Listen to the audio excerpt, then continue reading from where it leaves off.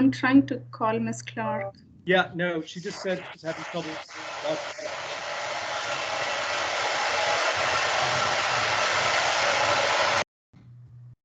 Thank you. Okay, have we started the recording? Yes, we have started the recording. Thank you. All right then, thank you. Good afternoon, ladies and gentlemen. I will now call this meeting to order. It is 3:01 on Tuesday, April 20, 2021. I'm Sonny Garza, and my co-chair Lisa Clark will be joining us momentarily of the Livable Places Action Committee. I call this meeting to order as a virtual meeting using Microsoft Teams. At this committee meeting, public speakers may speak up to 2 minutes when called on during the time designated on the agenda at the end of the meeting. Please mute yourself and turn off your camera during the meeting. And if you are joining us via telephone, you may use *6 to mute and unmute yourself. Committee members, if you would like to speak during the meeting, please use the raise your hand feature or unmute and state your last name so that you may be recognized by the chair. And committee members, please be prepared to answer the roll call by unmuting yourself. So when I call your name, please respond by saying your last name, then present. All right. I have an alphabetical list here and we will begin. The chair, Sonny Garza, is present. Lisa Clark is currently not present. John Blunt. John Blunt is not present. Antoine Bryant. Antoine Bryant is not present. Toby Cole. Cole present. Cole is present. Steve Curry. Steve Curry. Steve Curry is not present. Curtis Davis. Curtis Davis is not present. Mike Dishberger. Mike Dishberger is not present. Zion Escobar. Zion Escobar is not present. Melissa Fontenot. Melissa Fontenot.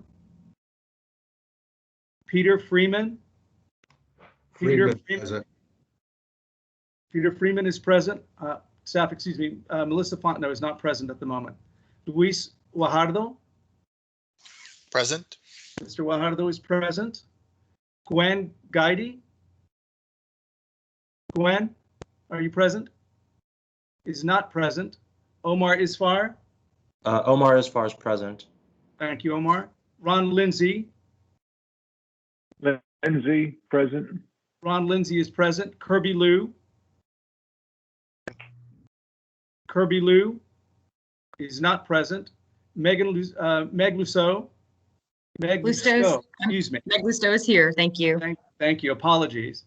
Yahaina Mahmood. Ms. Mahmood is not present. Dustin O'Neill is not present. Sean Massack. Sean Massack is not present. Kathy Payton. Kathy Payton is not present. Megan Sigler. Megan Sigler is present. Sherry Smith. Smith present. Dr. Smith, thank you, is present. Scott Kubler. Scott, is it Kubler? Kubler, present. Thank you. I thought I remembered that correctly. Sandy Stevens. Sandy Stevens. Stevens is present. Thank you, Stevens. Bobby Tyson. Bobby Tyson is not present. And Fernando Zamaripa. Mr. Zamaripa is not present. Zamaripa. Margaret Wallace Brown is here, and that gives us 11 members on site, or rather in our meeting. So is there anyone who joined the meeting since I began calling the roll? Zamaripa Fernando is present. Okay, got you. Anyone else? Zion Escobar present. Zion Escobar. Michael Howard. Michael Howard, thank you. Anyone Elvina else? Johnson. All right, Johnson. Are there any more committee members present? All right then. No, Pardon me? Christopher Sparks. All right, Mr. Sparks, thank you. And Sunny, I'm here, Lisa Clark. Great, Lisa. Okay, I'm going to finish reading the opening and then we Absolutely. can continue with the meeting. Absolutely. Thank you. I appreciate it. Surely, thanks for coming on. Sorry you were having trouble. Okay, committee members, meeting notes are only for reference and record-keeping purposes, and they will not be voted on.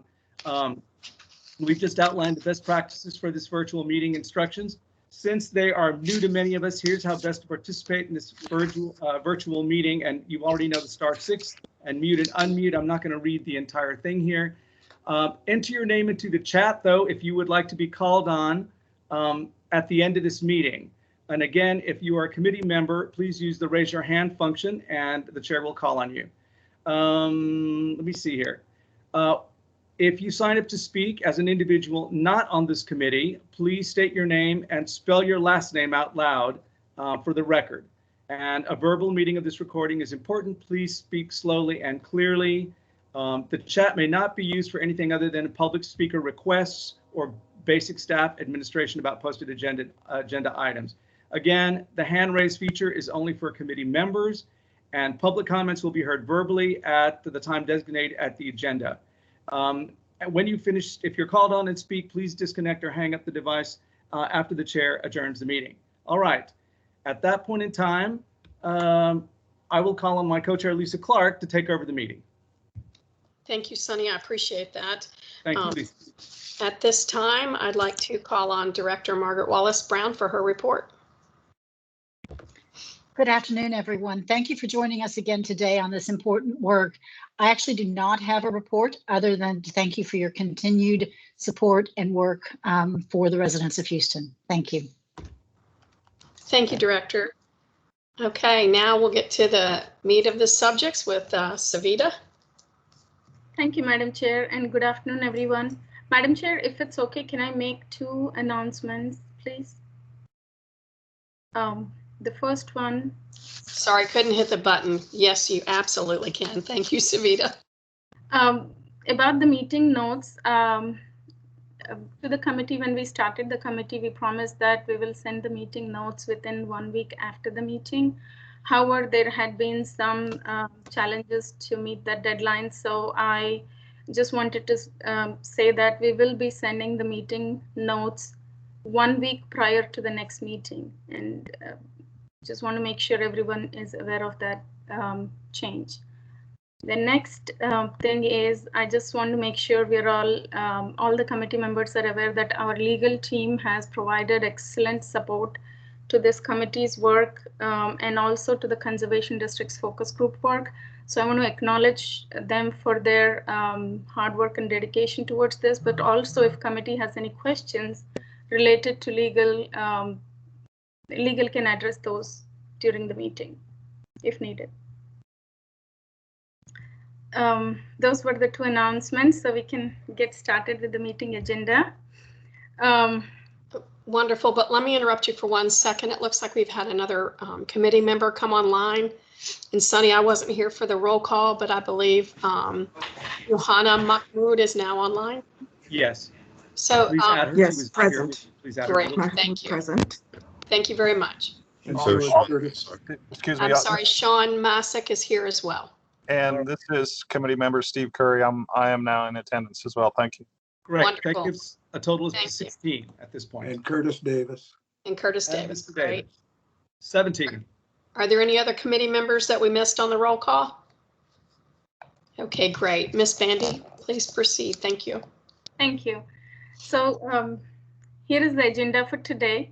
So first we will have Moshe Fang present the outcome of TAG meeting related to the amendments on physical separation distance, and we will establish consensus on them after that. Next, I'll present the recap on the proposed amendments related to dumpster screening, garage screening, and lighting fixtures. After that, Roman McCullen will present the Conservation District's framework and open for discussion. We'll conclude with homework activities presented by Lynn Hansen and expectations for the next meeting. There will be time left at the end for questions or public comments. Next slide, please. Thank you.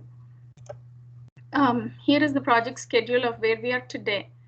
With today's meeting, the plan is to conclude work on residential buffering ordinance amendments with the committee and proceed to hash out the details and work with our legal department in drafting the language.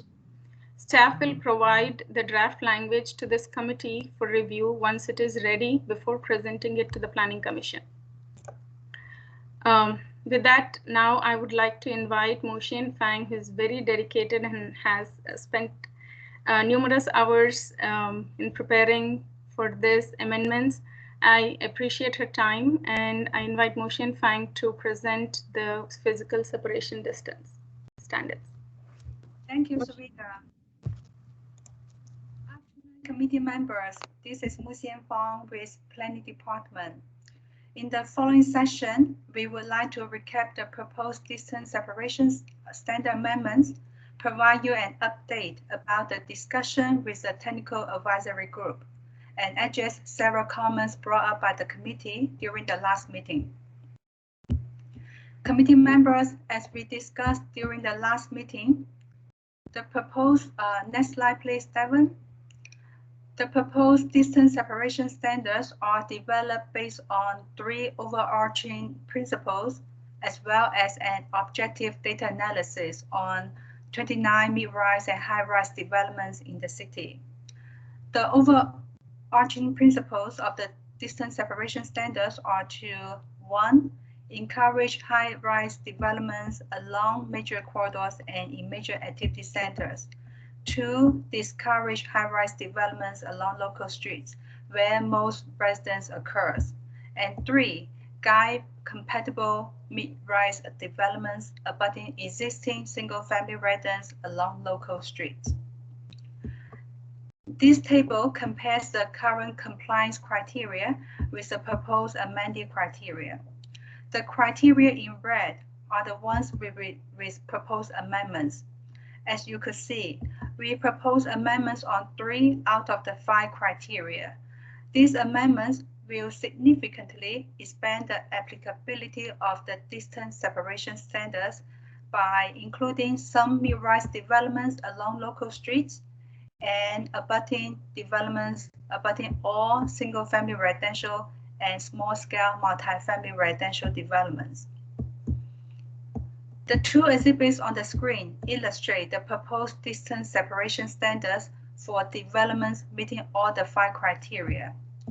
The exhibit on the left illustrates the standards for high-rise structures. There are no change on these standards.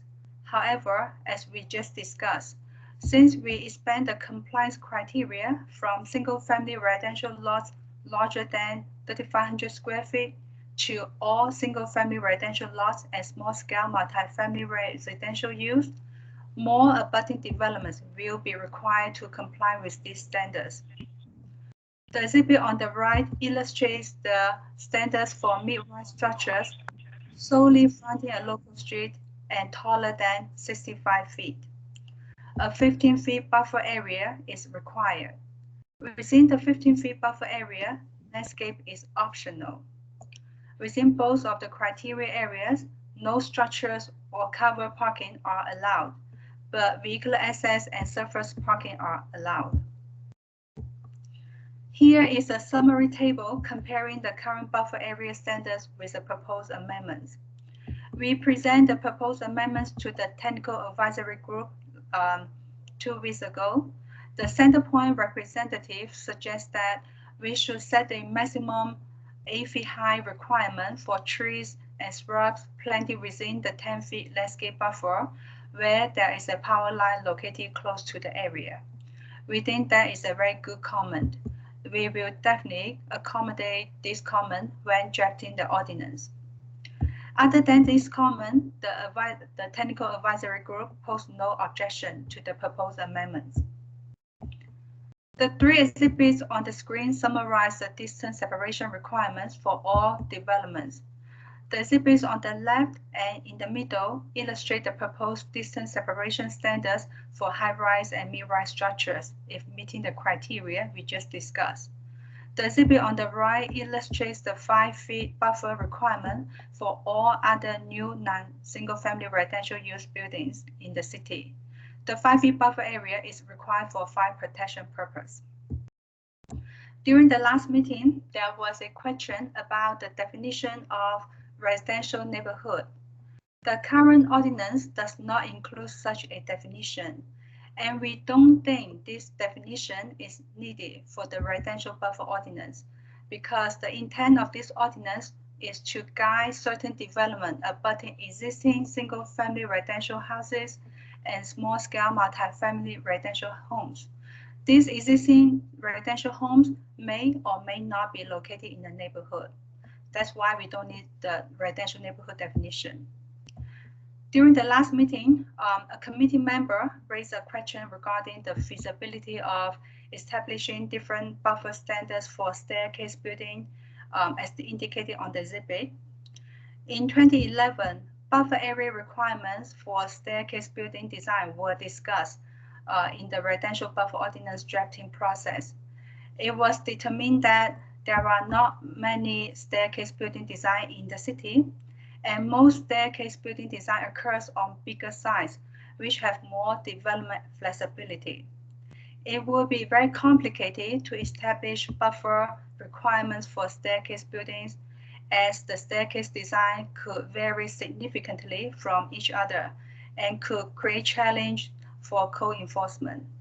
Therefore, the distance separation standards were established based on the building height instead of building design. Also, a committee member suggests we provide exhibits to illustrate not only the distance separation standards, but also other ordinance requirements, such as building line, to provide an overall picture for how an abutting development look like. We think this is a great suggestion. The 3 exhibits on the screen illustrate 3 different scenarios for how the proposed distance separation standards affect a high-rise development fronting a local street or collector street. On all 3 exhibits, the abutting development in red boundary is required to provide both a 10-feet building line along the adjacent local street or collector street and a minimum 30 feet or 40 feet wide buffer area along the abutting single-family residential or small-scale multi-family residential use. The 30 feet or 40 feet buffer area is not required if the high-rise development fronts a major thoroughfare or transit corridor street, or it is inside the designated major activity centers. We believe this standard meets the overarching principle of the ordinance by discouraging high-rise developments along local streets where most residence occurs. On this screen, the 3 exhibits illustrate 3 different scenarios for how the proposed distance separation standards affect a mid-rise building taller than 65 feet and fronting a local street outside the designated major activity centers. On all 3 exhibits, the abutting development in red boundary is required to provide both a 10-feet building line along the adjacent local streets and a minimum 15-feet buffer area along the existing abutting single-family residential or small-scale multi-family residential use. The 15-feet buffer area requirement mainly applies to 7 to 8-story mid-rise buildings, which fronts only a local street. We understand this requirement may make some sites not feasible for a 7 or 8-story mid-rise like the site on Exhibit C. However, the main intent of this requirement is to guide compatible mid-rise developments abutting existing single-family residence and small-scale multi-family residence along local streets. The site on Exhibit C may not be an appropriate site for this type of development. This requirement will help to guide developers to find another site not fronting a local street with existing abutting single-family residential or small-scale multi-family residential surrounding on 3 sites. In addition, during the last committee meeting, a committee member suggests we should designate more major activity centers to encourage high-density mixed-use development within this area. We think this is a good suggestion. Currently, we have 8 major activity centers in the city. They were created with the Residential Buffer Ordinance in 2011. Major activity centers were introduced as pilot areas where Residential Buffer Ordinance does not apply to developments in these areas. The reason is that these areas have already had a cluster of high-density mixed-use developments and have potential to become further busy urban centers with less than 3% single-family residential developments. The Residential Buffer Ordinance, next slide please, establish a series of criteria for designating an area as major activity center. These include the area must contain 2 or more major thoroughfares or abutting freeway, tollway, or transit corridor street. It must contain at least 400 acres of land, include at least 10 million square feet of gross floor area developed for use other than single-family residential. No more than 3% of the land is used for single-family residential. The area contains properties used for 2 or more use other than single-family residential, such as office, commercial, institutional, or multifamily, etc. In addition, a major activity center shall be comprised of contiguous tracts with no out-tracts. The ordinance allows property owners to submit applications for designation or expansion of a MAC. However, the planning department has not received any of these type of applications in the past 10 years. We think one of the major reasons could be that the ordinance sets a high bar for the major activity center designation criteria, and there are not that many areas in the city qualify. To guide the city growth sustainably and responsibly, we think it's important to revisit the designation criteria and designation process for MACs. However, this effort will require comprehensive research, analysis, and evaluation of other ongoing programs, such as walkable places and transit-oriented developments program. Considering the project time frame, we think this could be a separate project. The future amendments on major activity centers will not contradict with this proposed distance separation standard amendments. With this said, I conclude my presentation. Are there any questions, comments for the proposed amendments? Omar Isfar has his hand raised. Hi, I have a question about the major activity center criteria you proposed. I think overall it'll be encouraging to see some study done into what areas could be designated, or maybe even current areas designated that could be tweaked. But if the criteria is that no more than 3% of the area is single-family residential, then it's unlikely that a lot of the buffering standards would apply at all. And so I wonder if there are areas of Houston that have more than 3% single-family residential, but it just makes good policy sense that they would eventually transition into allowing different types of mid-rise and high-rise development. And I'll mute my mic, and that's all I wanted to say. So this is a good question, but actually the criteria has been established back to 2011. These are the criteria in the current ordinance. The main reason for the 3% is basically saying because the residential buffer ordinance will not apply to the development within the major activity center. But we could definitely look into it when we it's a time for us to reconsider the criteria for major activity center designation. We need to think about like the percentage of single family residential, etc. Yeah. This is Director Wallace Brown. Can I add to that answer, please? Sure. We recognize that there needs to be some work done to the definition of max, as just pointed out.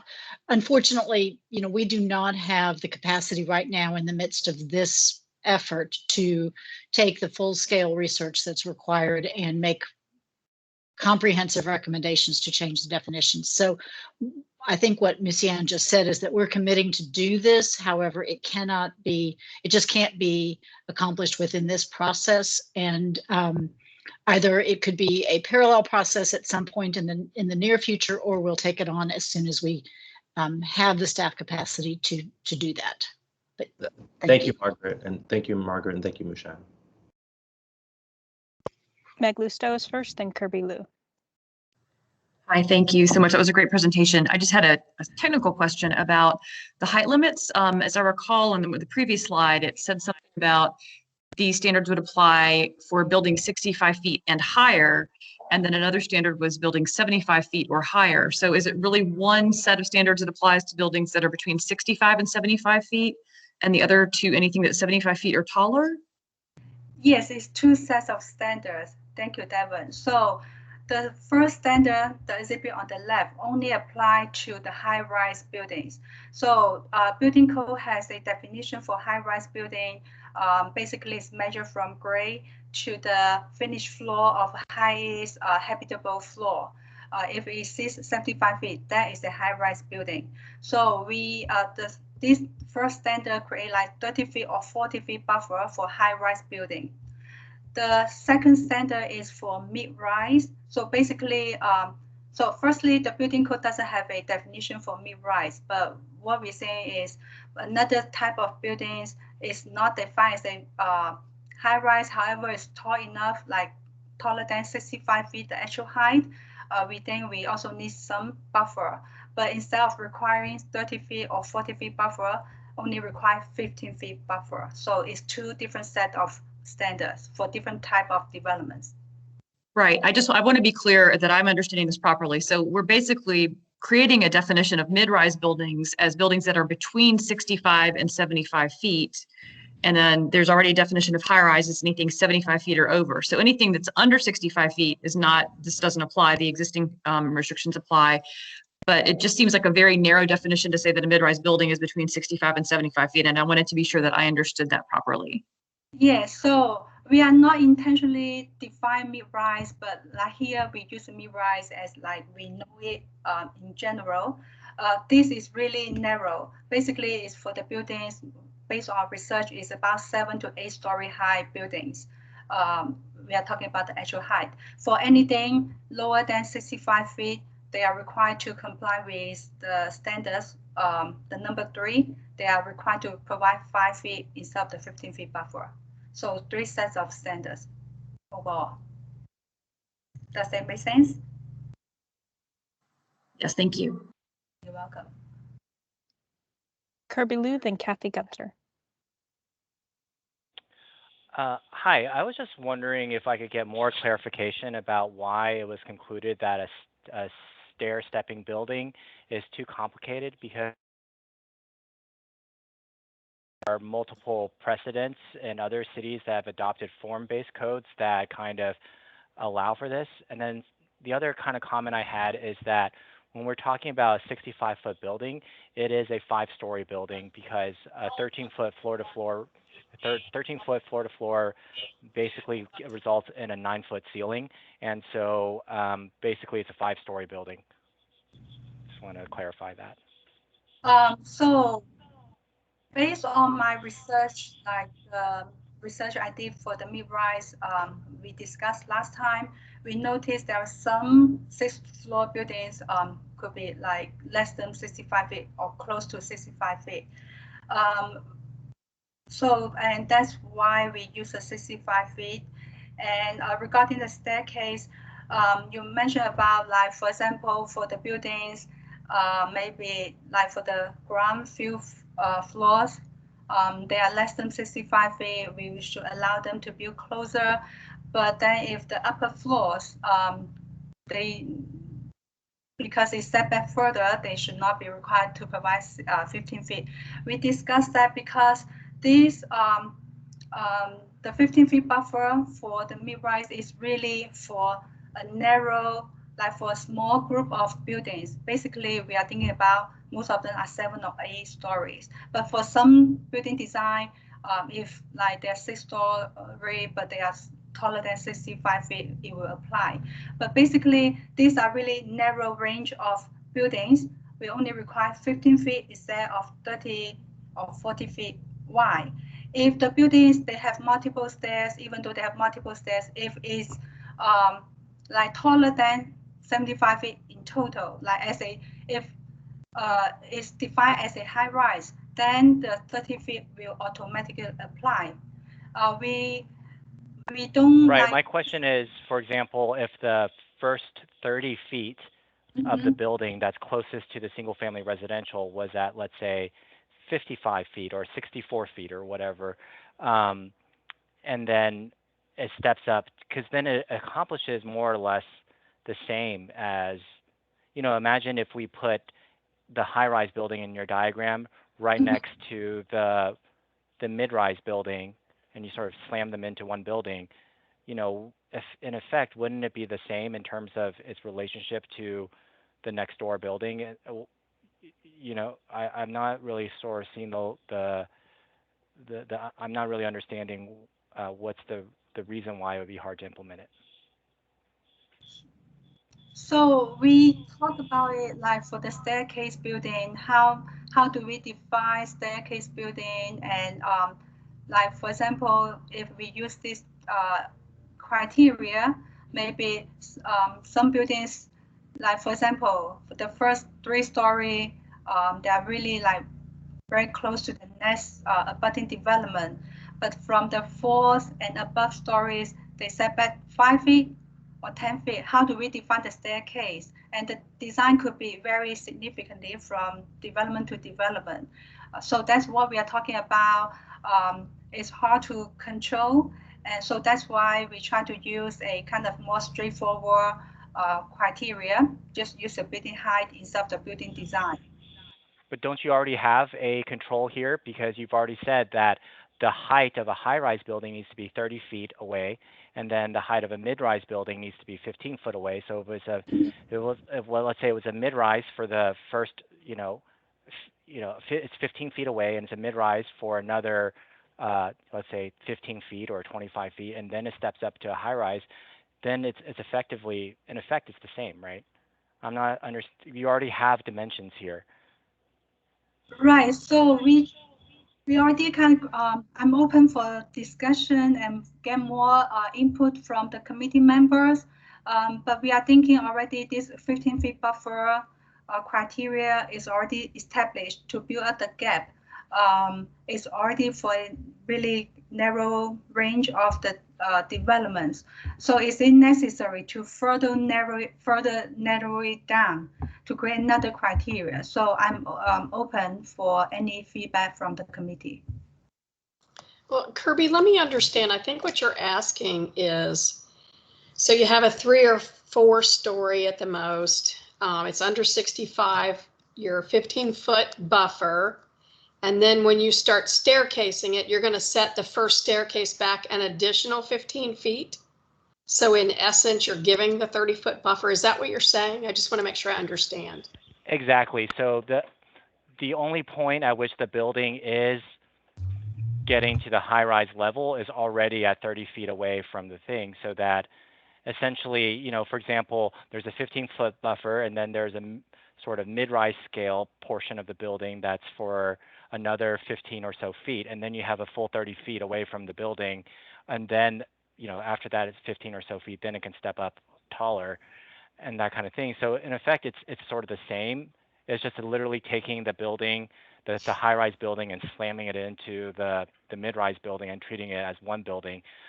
Right. So by the time it turns into a high-rise, it's 30 feet away.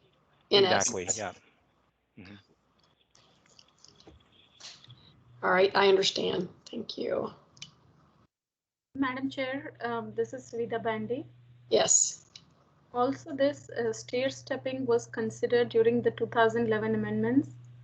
However, per the reasons that Moshen was presenting at that time, also it was the idea was taken back. If that provides any comfort. What do you mean it was taken back? The idea was proposed, but then we did not go forward with that idea because of the reasons that Moshen was stating. Okay, thank you. The reason I am concerned about this is because I know that we're sort of trying to basically, lessen our car-dependent culture by lessening the parking requirements, but you know, it's a sort of chicken and egg thing. We don't really have effective mass transit or, you know, or highly used mass transit. So Houston's still a very car dependent culture. And so we do have a type of building which is popping up around the city now. Essentially, it's, you know, parking garage for, let's say, 4 or 5 stories, and then the residential portion of it is taller than the parking garage, such as the Hanover, River Oaks, or what have you. It's a type that we're seeing more and more often within the city, and so it seems like we're going to see more and more of it as well in the future as the city densifies more. And it seems like if we don't have, you know, it is one single building with parking garage plus the sort of tower above. Madam Chair, Sonny Garza. Go ahead, Sonny.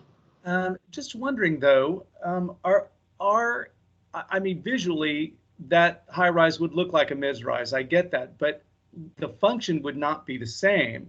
You would have a lot more people living in a high rise, and I wonder that there would not, since they're not the same thing, you know, I think different standards might need to be met, and I'd venture that that's part of the reason that it wasn't looked at in the past. Also, we would almost need design standards. We'd have to be designing buildings and have like a style book, so to speak, for what could and could not be done and what was in code, because the issue would be so complex from building to building. So I appreciate the idea of what might be done. And like I said, in my mind, and I think I said this in the last meeting, anything over 5 or 6 stories, I don't care if it steps back. It's already here, you know. So I mean, from a pedestrian standpoint, I don't know that step back would make any difference at all, other than giving the developer, you know, more room to build. So well, right, but then at that point, if it doesn't matter if it's you know, between a 6-story and a 10-story building, if there's really no difference to the single-family residents,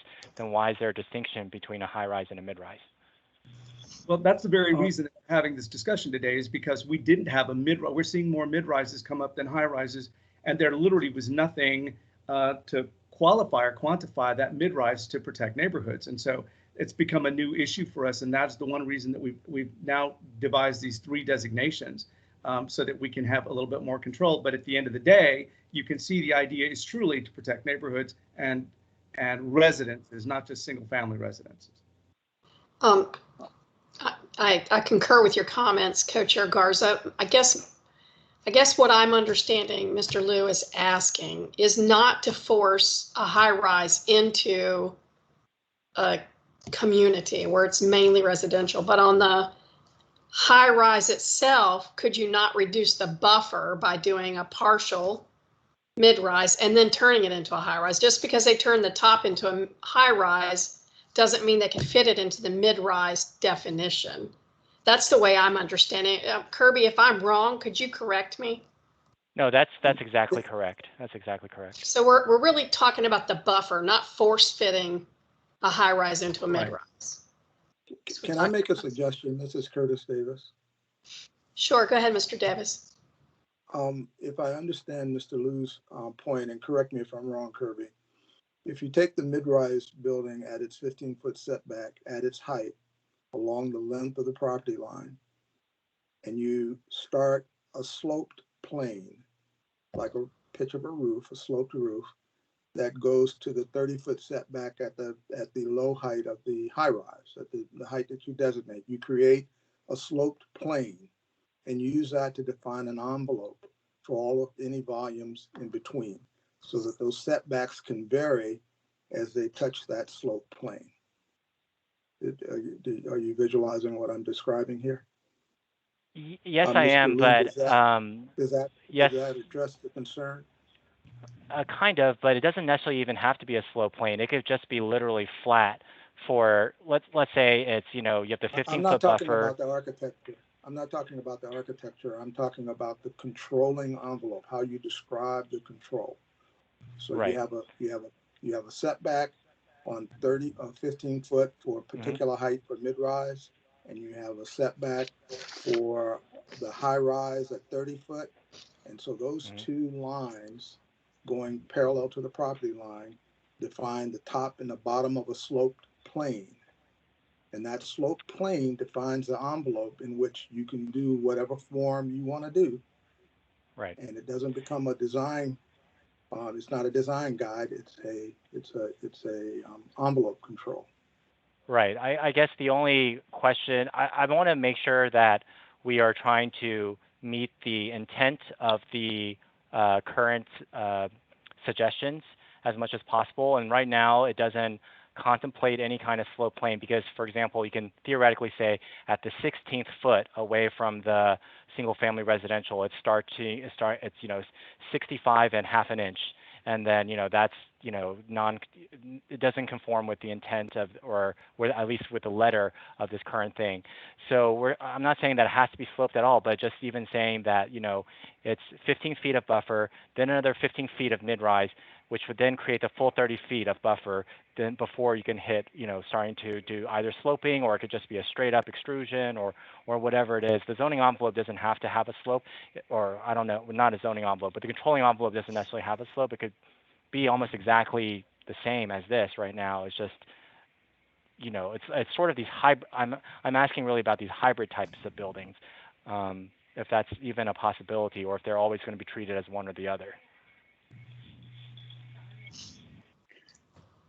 Madam Chair, Scott Kubler has his hand up. Mr. Kubler? Thank you. I'm sympathetic to the confusion that this is causing to Mr. Kirby, and understanding that part of what we want to do is to protect the interest of the residents. I mean, maybe we should consider getting rid of the hybrid definitions and just go with a high-rise definition and extract the greater buffer for high-rises and lower the definition of the high-rise down to the lower feet that we were talking about. That way we don't have this in-between thing. We just have a better environment for the residents at the lower height restrictions.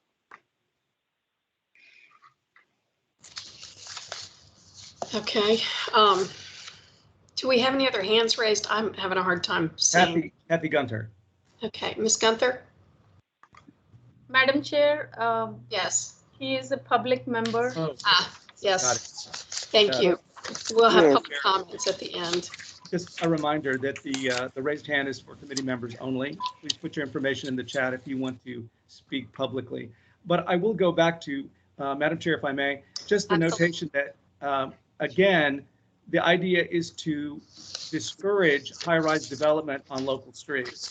And so, Mr. Liu, I think that, you think the 30 feet is punitive, 30 or 40 feet is punitive, but that is the intention of the ordinance, is to keep high-rise development from being constructed on local streets. So what you're asking for would actually encourage more development of high-rises on local streets, which we are actually trying to discourage. And I think that is the whole reason for having these three definitions. I don't disagree that we might go back to 2 and say something under 65 and something over 65, but that I don't think at this point in time suits suits the needs of planning right now. I think they came up with these three definitions because it makes it more clear and easier to work with.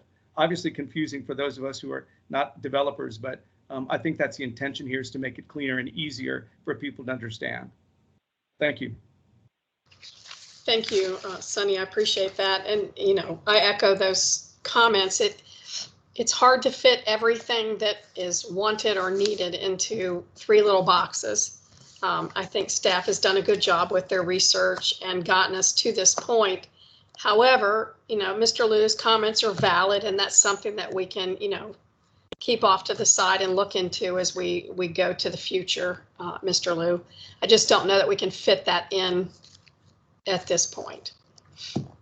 Understood. Thank you. Okay, thank you. I appreciate your comments. I don't see any more raised hands from committee members. So, Musian, you want to finish? Are you done? Yeah, I'm done. Okay. Thank you. Great, thank you. So now I know it's Savita's turn. So we will hand it over to Savita Bandy. Madam Chair, I just wanted to make sure that we have consensus on this physical separation, and then we can move on to the draft language and the details. Okay, so we've heard the comments on the physical separation distance, And so we need to make sure that we have a consensus with the committee on these 3 examples that were put before us so that we can start drafting ordinance language. Does anyone have any comments that you'd like to share before we proceed with consensus from the committee? Going once, going twice, 3 times, sold. I'm just kidding. If anyone has a comment, anyone has a comment, let me know.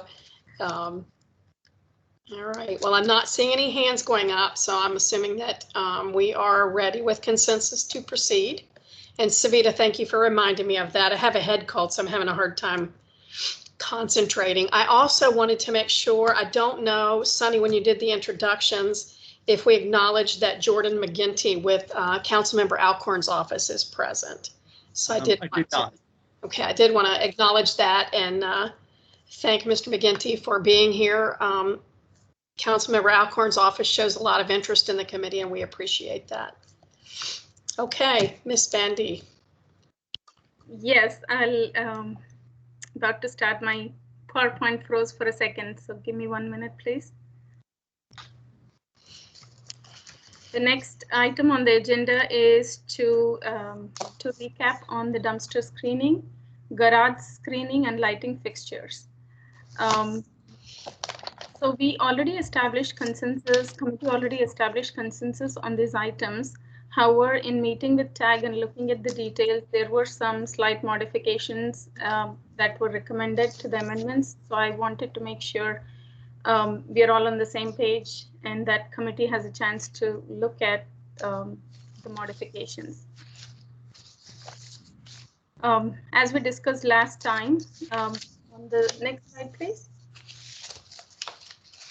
As you can see on the screen, these are all the different current requirements for dumpsters and bulk containers in various different ordinances. Chapter 39 requires that screening be provided for bulk containers if they are located along the address side of the public street. And the screening material could be for building, fence, wall, gate, or shrubbery. For Chapter 20, they have to have tight-fitting lids and must be kept closed. Chapter 40 requires that the dumpsters or bulk containers cannot be left on the right-of-way. Chapter 26 also provides the provision that the location of existing dumpsters or planned dumpsters must be identified on the site plan. Chapter 42 provides that the site plans must illustrate not only just the dumpster and bulk containers, but also the screening that is required for Chapter 39 should be identified on the site plans. And the latest update through Walkable Places also provides that in Chapter 42, screening cannot be located within the pedestrian realm. So those are different ordinances we already have that talk about dumpster screens. However, there is nothing in the ordinance that talks about the requirements of bulk containers when they are needed and where they should be located. And the main issue we're trying to deal with dumpsters is related to addressing the visibility and odor, especially when located immediately adjacent to residential developments. So committee has seen these slides before. For the current requirements, dumpsters are required when they are along the public street, address side of the public street, but if they're in the back side, there is no screening required. However, it is possible that this back street for the development, commercial development, could be actually a front street or a side street for a residential development. So the recommendation that committee proposed and established consensus on is that all dumpsters must be screened and the height of the screen will be less than 8 feet high. So this is the proposal right now, which committee established consensus. So that's the recap on dumpsters. Any questions? Savita, Commissioner Garza here. Just one more thing for the committee to understand that the reason we set it at less than 8 feet is anything over 8 feet would require a permit. Yes, and so anything less. do we need to require a minimum, like 5 feet? I mean, the dumpster could change sizes, you know, depending on, I suppose, who's providing them. But I wondered if we considered doing a minimum. In the language, when we write, we could say that it should try to obstruct the view or yes. Enclose. Let me interrupt a little bit. I thought that from the technical advisory committee, somewhere along the line, we talked, and at a minimum, a dumpster usually requires 6 feet. Okay. Am I crazy? I mean, it takes at least 6 feet to cover the view of the dumpster. Okay. So we may want to check and make sure. I mean, don't take my word for it, but check with the experts. Okay. And I agree with Mr. Garza. I think there should be a minimum to it, or we'll end up with, 3-foot fences. Right. Got it. So we will verify that number, and the maximum is 8 feet. And also one other reason for 8 feet is that anything above that will require a permit, but also it cannot be located within the building line. So those were the 2 reasons of this amendment. Right. Okay. I see a hand up. Is that Ron Lindsay? Yes. So I wanted to understand, is screening required for a dumpster that's not visible outside the property? Well, as Savita explained, Ron, all dumpsters are going to be required to be screened, because what they're finding as they do their research through the city is, even if a dumpster is at the back of the commercial unit, I mean, I'll be upfront and honest, it hasn't been in the city, but in a few of our commercial retail centers, we've had dumpsters in the back, but they back up to residential. And so it's hard to go through and write criteria in ordinance that can cover every type of situation. And so the screening can be as simple as a wooden fence, or as elaborate as. Well, I think that. Go ahead. I think that if the building or other structures on the property impede the ability to see the dumpster from outside the property, that ought to count as screening. Instead of having, well, I'll give you an example. Let's say you have a commercial building and you have a garage separate from the building, and you have your dumpster between them. And that dumpster is at an angle that you can't see it from the adjoining properties or from this public street. Then you've accomplished screening without having to build a separate fence around it, and nobody can see anyway. So you're talking about a dumpster more interior to the facility? Yeah, so if it's not visible from outside the property, whether that's adjacent property owner or the public street, then screening shouldn't be required. We looked into that, Mr. Lindsay. We looked into when the dumpster is located within the developments, especially for that garden style apartments where the dumpsters are located interior. Most of the developments already voluntarily provided the screening, and it is nothing but like the wooden fence that you would have for the homes. So it shouldn't require a lot of to put up the screen. And the difficult part of this is, how do you define if it is visible or not, was the most difficult part, because something that is visible at an angle from the street is not visible from a different angle on the street. And we I don't know if I have the slides here, but last time I had the slides with different site plans showing the locations of the interior dumpsters. And we analyzed that and concluded that screening for all dumpsters not only provides benefit for the adjacent developments, but it also provides benefit for the people who live within the development or the people who use that particular development. My whole point is, that whether it's a benefit to people who are using the development, that's between them and their landlord. The city shouldn't get involved in that. What we're really talking about is is the dumpster visible at grade from outside the property? And if it's not, you know, let's say 6 feet above, because if you are looking, you know, from 50 feet, you're going to see everything, doesn't matter what it is. So if you're looking at something that's at an eye level of 6 feet and you cannot see the dumpster from outside the property, no screening should be required. Madam Chair. There's no purpose for it. Commissioner Garza. And Commissioner Garza. I just go back to the same idea that it's a cheap and easy solution. It's a broad brushstroke. And again, I'll bring up the point that we sent out some articles this morning that talked about the conversion of commercial buildings to residential. And so the whole idea here is we are trying to provide more protection for residential, basically buildings, you know, whether it be a townhome or a mid-rise, whatever.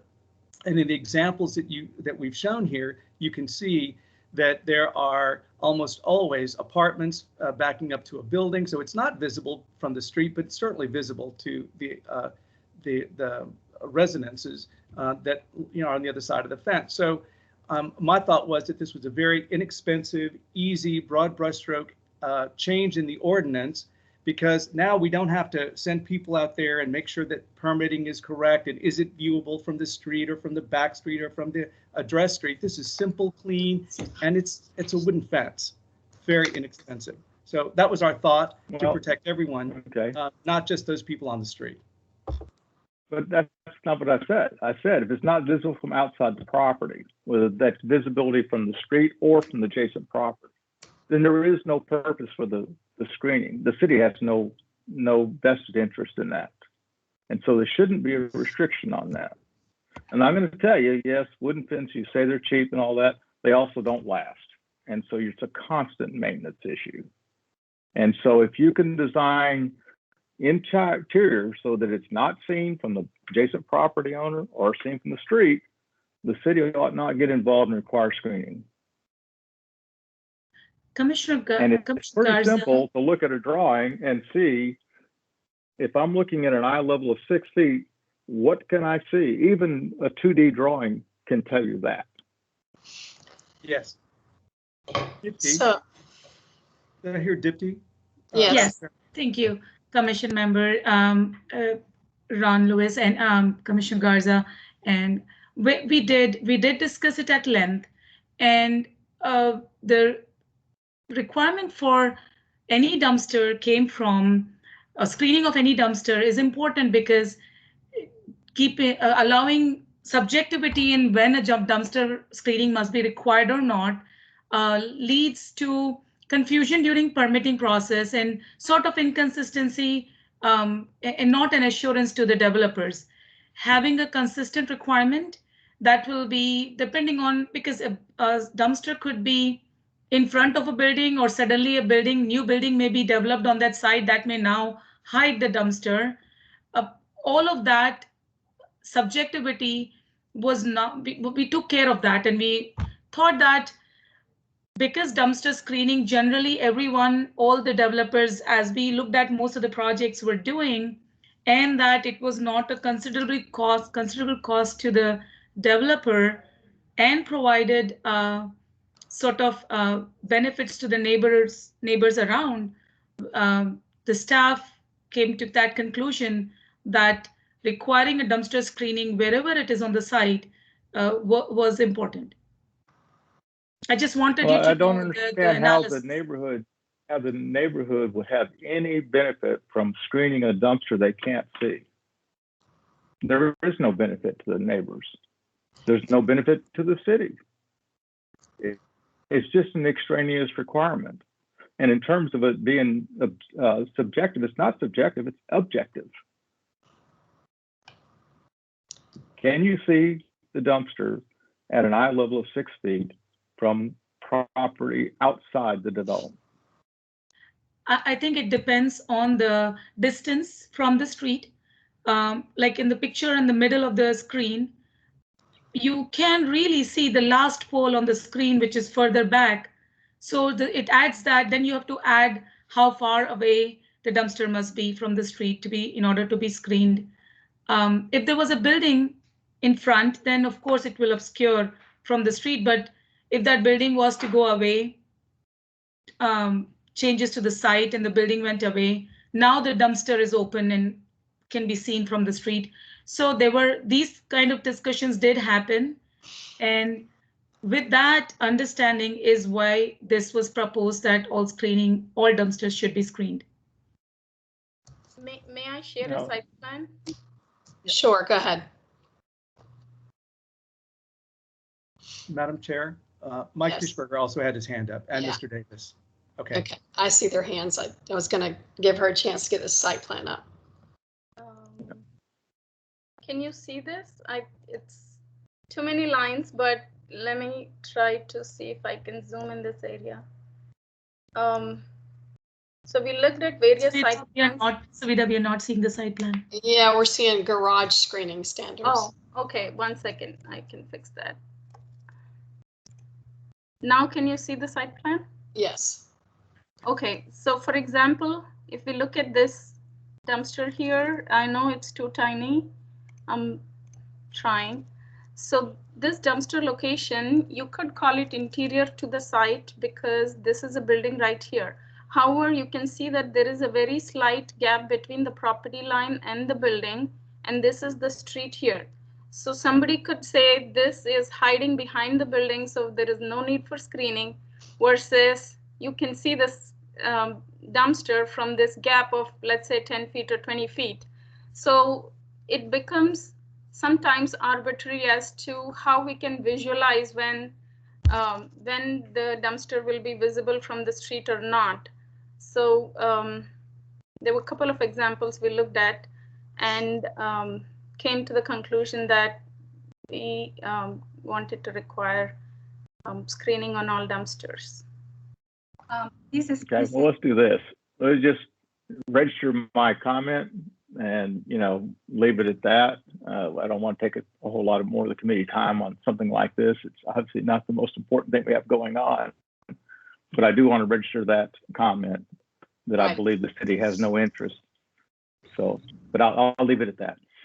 All right. Well, we appreciate your comments, Mr. Lindsay, and this has been studied at length, almost ad nauseum for dumpsters, but we will register the comment, understand the comment, and appreciate it. And I'm not sure if Mike Dishberger or Curtis Davis had their hand up first. Does anyone know? I'll yield my comment. Mike Dishberger here. Just a question. I don't know the dumpster ordinance that well. I also agree with Mr. Lindsay. If you can't see it from the street, I don't see why you should have to have it, but that ship has sailed. This does not apply to temporary dumpsters, like on construction sites, building a building, building a house, correct? Okay. No, it does not apply I to don't know temporary the dumpsters. ordinance itself, so I'm not actually ready. Correct. Only permanent dumpsters. Got it. Thank you. Now, if you use a roll around as your permanent dumpster, that's considered permanent, even though it can be moved around. But construction dumpsters, things like that, are not in this. Great, thank you. Mr. Davis? I yielded my comment. Okay, and Mr. Lindsay, your hand is up. Did you have another question? Okay. Devin, can you please take over this presentation? Oh, you did. Thank you. Okay, let's go ahead and move along. Thank you. Okay, going on to the next topic. 1 minute, let me get back to my slides. Okay, the next topic is garage screening standards. The building code includes very specific garage screening requirements for all abutting developments in the city. Any part of the abutting development used as a parking garage structure shall provide an exterior cover for each floor of the structure directly facing single-family residential within 30 feet. The exterior cover shall be at least 42 inches, and this is the current requirement I'm presenting. 42 inches tall, opaque surface sufficient to block headlights. The exterior cover is required to block headlights for ramps and other sloped surfaces adjacent to the single-family residential as well. However, screening is not required for all finished floors over 50 feet in height. So here is an example of On the screen, you can see different examples of the garage screening. The first one is the one we are talking about, which is the 50 inches for each tier up to the 50 feet height. With the proposed amendments,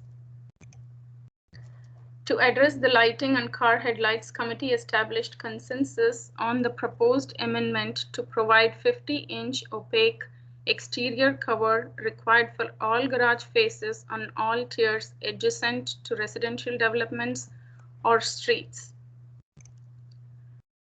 However, during the next slide, please. So this is what the committee agreed and established consensus on. Next slide, please. However, during the TAG meeting, there were some questions with different scenarios. For example, if a proposed 8-story garage is next to an existing 2-story commercial development, which in turn abuts a 4-story single-family townhome, then the headlights from the garage will shine into the homes because based on our proposed amendment, the 50-inch opaque cover is only along streets and along residential developments. So in this example, I'm presenting that we would not have required the 50 inches exterior cover, but because the height of the garage is 8 stories and the height of the townhomes is 4 stories, the lights will shine into the homes.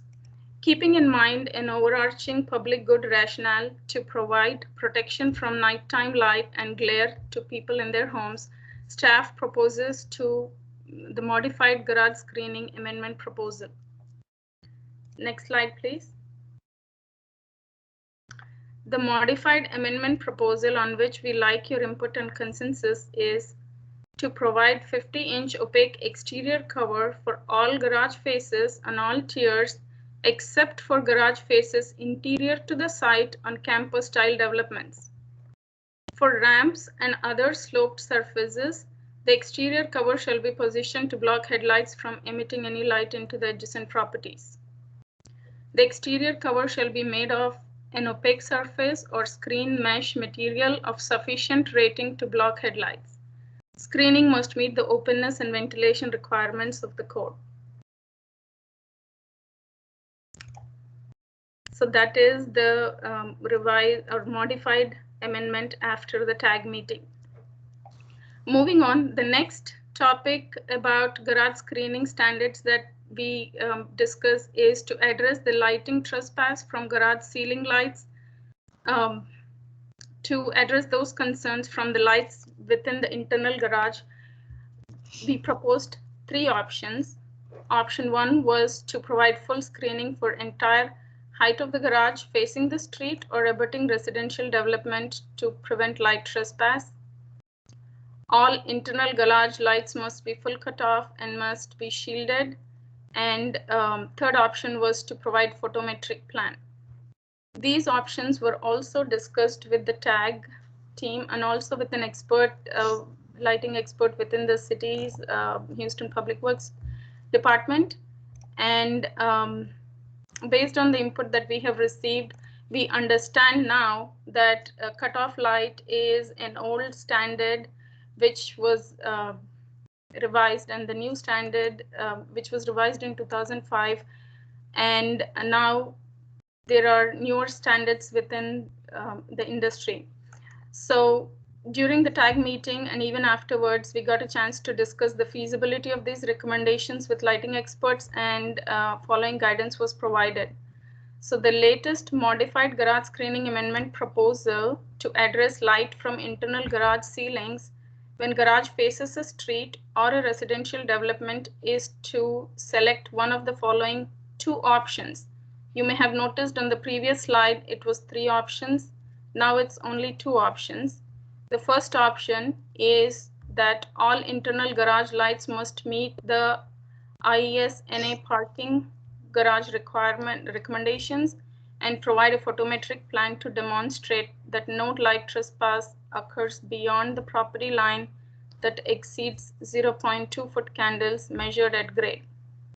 Or full screening for entire height of the garage facing the street or facing the abutting residential development to prevent light trespass. Savita, can you have the proper slide put up so that everyone can see that? I'm sorry about that. That's okay. Can we go back, please? Yeah, it was about 2 slides back. One more.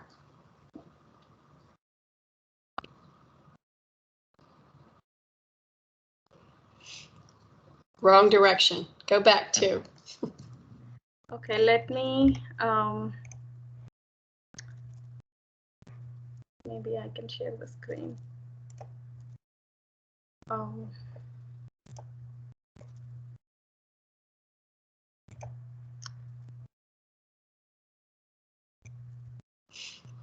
Can you see the screen?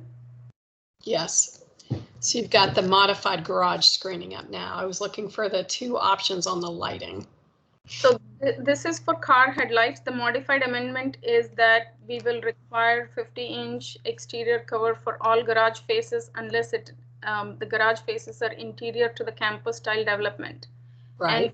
And for the garage, there we go.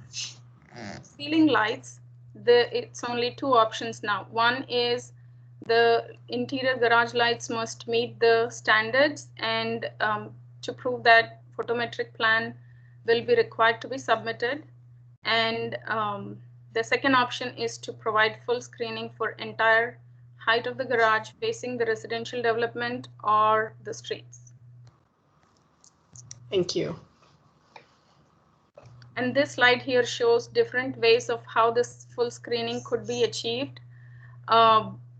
It could be louvers, it could be any material as long as it is stopping the light from emitting out more than 0.2 foot candles. And it could also be something that is is hung onto the development as long as it doesn't violate any of the building line standards. Any questions? Any committee members have any questions? Ron Lindsay. So I understand, the concern about car headlights. I don't really have any comment on that. On the interior lights, I understand somewhat about those lights that might face the residential that's adjacent to it. But when it comes to the street, if you think about it, you have a street light out there. That street light is producing far more than 0.2 foot candles. So you can't even perceive 0.2 foot candles. So the minimum ought to be whatever a street light would normally provide for the adjacent sidewalk. Because you're going to have the street light anyway. It'll just be cancel each other out.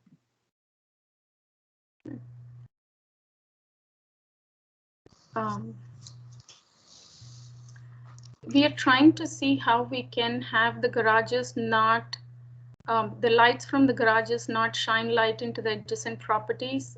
So that was the reasoning behind requiring the 0.2 foot candles along the residential developments and the streets. But your point is, along the streets, there are already street lights which are creating an objection. Right. And so I did a calculation. You have a 100 watt HPS bulb, produces 9,500 lumens. And there's a formula that converts that to foot candles that grade. That's 30 foot candles that grade. A standard 100 watt HPS bulb. So, I think getting into the light on the street side doesn't really make much sense. I do see it for the adjacent residential. We have one of our public works official who raised his hand, Mr. Luis Villasana. Sorry, Madam Chair, I should have. Oh, you're fine. Thank you, Mandy. And I just had a quick question as well. On the item number 2, where it says full screening for the entire height of the garage, what is the intent on your entrance ramps? For instance, that picture you have to the right. When we're talking full screening for the entire height, are we talking from the first tier up, or are we talking the entrances as well? Because I know that would come up in when we're doing reviews on our side. And also, we have to be cognizant of, for the design community, if they're designing the building as an open parking garage, to now having to design one for an enclosed parking garage, which would trigger several building code items, yes. So a couple of comments, but primarily the question is screening all the way, the entire building height. Did I miss the first portion of your question? So is your question, when you require full screening, or are you even talking about screening the first floor or the ground floor? Is that your question? I probably did a poor job of asking them. I'm sorry. I did not understand the question. Can you please restate? Yes. So if you go back to your slide where you had item 1, item 2, yeah. Item 2 says full screening for the entire height of the garage facing the street. The question is, what's the intent on the entrance ramps? If you see the entrance ramps, there is no screening right there. So is the language from the first tier up? I know you're saying entire height. So I was just kind of asking for clarification on that as well. It's first tier and up. Sorry about that. Yes, you have a point. Okay. Right. And, as the language gets written for the ordinance, all of that will be clarified, because obviously we can't screen where people are entering and exiting at the bottom floor. But great question and comment. Okay. So we've noted. Raised his hand again. I'm sorry, who? Mr. Lindsay? Yes, ma'am. Mr. Lindsay, do you have No, actually, I tried to unraise it. I lower my hand, but unless is there any? What's the conclusion on my comment though about the street side? Well, what we'll do is we'll take all of this into advisement, as we do with every other meeting. We take the comments back, and they'll be looked at. We'll talk to the technical advisory committee, and things will be put back. I don't think, Savita, are we looking for consensus on this issue today? Or are we going to take these comments back, discuss them, and bring it back again? We already established consensus on this, but I think Mr. Lindsay has a valid point. I wish if we had Houston Public Works official here who can respond, but we will definitely thoroughly investigate the situation you presented, Mr. Lindsay, and make sure that we address that. But this is more conceptual in nature. Yes. Hi, Savita. This is Martin. I can comment on the question regarding the illumination on the roadway. Thank you so much, Mr. Herrera. I really appreciate you being here. Madam Chair, may I please request Mr. Martin Herrera to comment? Absolutely. Thank you, Mr. Herrera. Sure, not a problem. Okay, regarding what the gentleman's earlier statement about a high-pressure sodium, 100-watt high-pressure sodium light produces 9,500 lumens. If the next light is designed correctly within the spacing, the amount of lumens that comes out of that fixture and when it hits the ground is about 4,500 lumens. Now, when you look at the average foot candles that it produces, assuming the next street light is designed properly within the correct distance, you have an average foot candles of about 0.3 to 0.6 foot candles on the road. And that's per the IES. Now the IES simply is the IES is Illuminating Engineering Society of North America. So while the 9,500 lumens, people hear that is the initial lamp lumens. That's if you have the lamp by itself outside of a fixture. But once you put that inside of a fixture and you turn on the lamp, it goes down, and by the time it hits the ground, you see a totally different lumen output that hits the ground. So now, but you bring a good point regarding the light from the street light, because there is light in back of that street light that you have that will illuminate the ground. and there is a certain level of lighting that it does hit. And so the task here is to limit the amount of light that's added beyond the property line. So you can do a photometric analysis, exclude the ambient lighting, and determine that what you're getting from your lighting from the garage, you can get that at 0.2 foot candles. Thank you so much for that clarification. Yeah. Mr. Lindsay. I'm sorry. So I did look at the formula for converting the 9,500 lumens to what the foot candles would be at grade. And, you know, at least according to the study I read, it's more than that. It's closer to 30. But also I'd point out that the city of Houston's housing community development regulations for multifamily put the exterior lighting requirement at a minimum of 2 foot candles. So if you have a multifamily deal with a garage, you're required to have 2 foot candles. Well, again, as I mentioned, the 9,500 lumens that you're mentioning is the lamp by itself. That's the way they're rated. Correct. Okay, Yeah. that is not, now when you put that inside of a fixture, fixtures are not 100% efficient. So by the time the light turns on, the light reflects into the housing of the fixture, the light that you lose coming out of the side of the fixture, the actual light that hits the ground, you don't have the 9,500 lumens. You have about 4,500 lumens, because when you take into account the inefficiencies of just the lamp itself and just the fixture, you're not going to get that.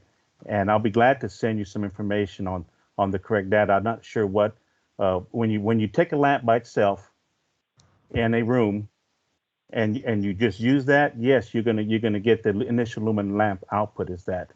And just by the way, just an information FYI, the 90% of the fixtures within the city of Houston, the streetlight fixtures, have been converted to LED, which are, and those the lumens, which are 45 watt, and there are about 4,600 lumens coming out of those fixtures. Okay. Thank you so much. I'd like that. I would say that really my comment is it shouldn't be whatever, it should not be less than whatever the street light would produce. And if my calculations are wrong, that's great. Just whatever that standard is. Sure. And I do think that addressing the city of Houston's community development requirements is something they need to think about. Either those need to be changed or we need to address that in the lighting requirements. Thank you, Mr. Lindsay, for your comments. Staff will take all of that under advisement. It looks like we have a hand by Mr. Kubler. Thank you, ma'am. Just a couple of points. When you're talking about the multifamily and the light that's being emitted from the building there, I believe part of what you're discussing is the impact on walkways, and you have the 2 foot candle requirement for the lighting of the walkways as opposed to the impacts that would have on the surrounding areas. I'm sympathetic about your comments as it relates to non-residential sides, but I think if I remember our discussion 2 months ago, part of that was the impacts, yes, on a street side, but if we have residential communities on the other side of the street, they were being impacted. And that part of the discussion was impacts on the other side of the street and not limiting it just to the fact that there's a street there. That's correct. And I'm representing the Super Neighborhood Alliance in this point. So I always want to take it back to the impacts that we're having on the residential side of things, and don't want to confuse it with the lighting as it pertains to walkways and the requirements for that. Thank you. Thank you, Mr. Kubler. Any other questions? Mr. Lindsay, your hand is up. Did you have another question or just haven't taken it down yet? Yeah, I just wanted to say that if you have the light on the sidewalk already from the street light, it doesn't matter that you have light behind it. The experience across the street for the single family across the street is the same. So I think that is not a relevant argument. You still need to look at what does the street light provide, and that should be the standard.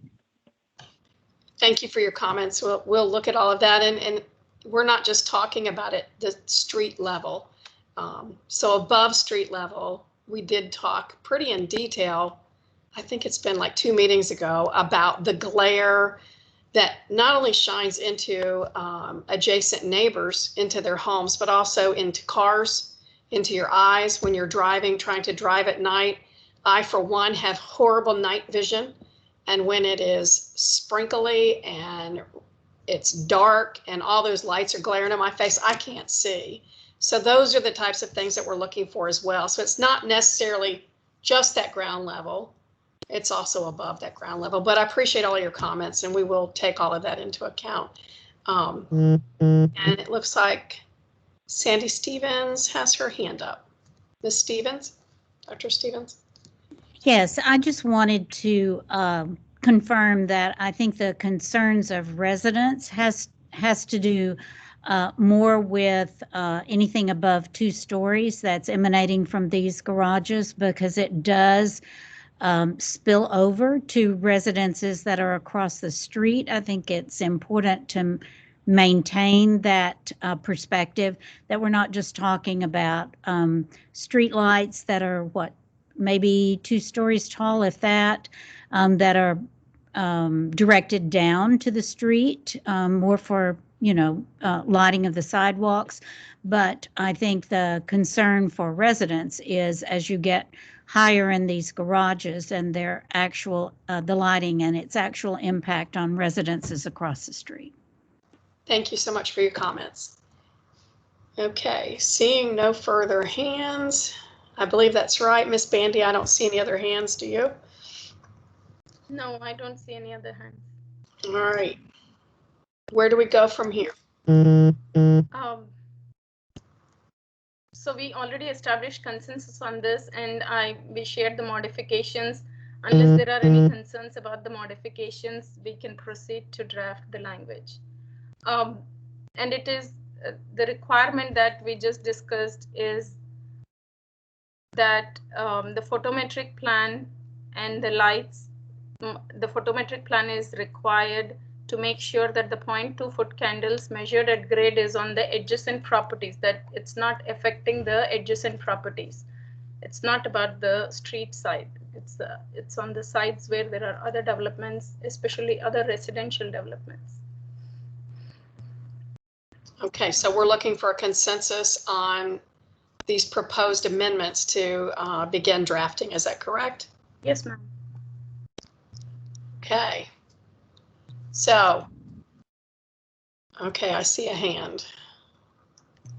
Peter Friedman. Peter Friedman. Mr. Friedman?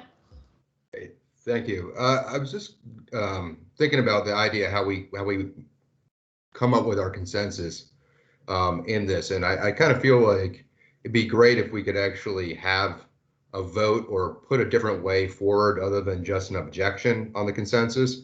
I don't know if it's in the message, just say yes or no, but some of these things I don't feel really strongly about. I'm not going to come out and comment against it, but I'm not in full agreement sometimes as well. So it'd be nice to have a kind of a middle ground where I'm not debating against the topic or completely advocating for it, just some other way to kind of, for us to be able to have a consensus that's on the record.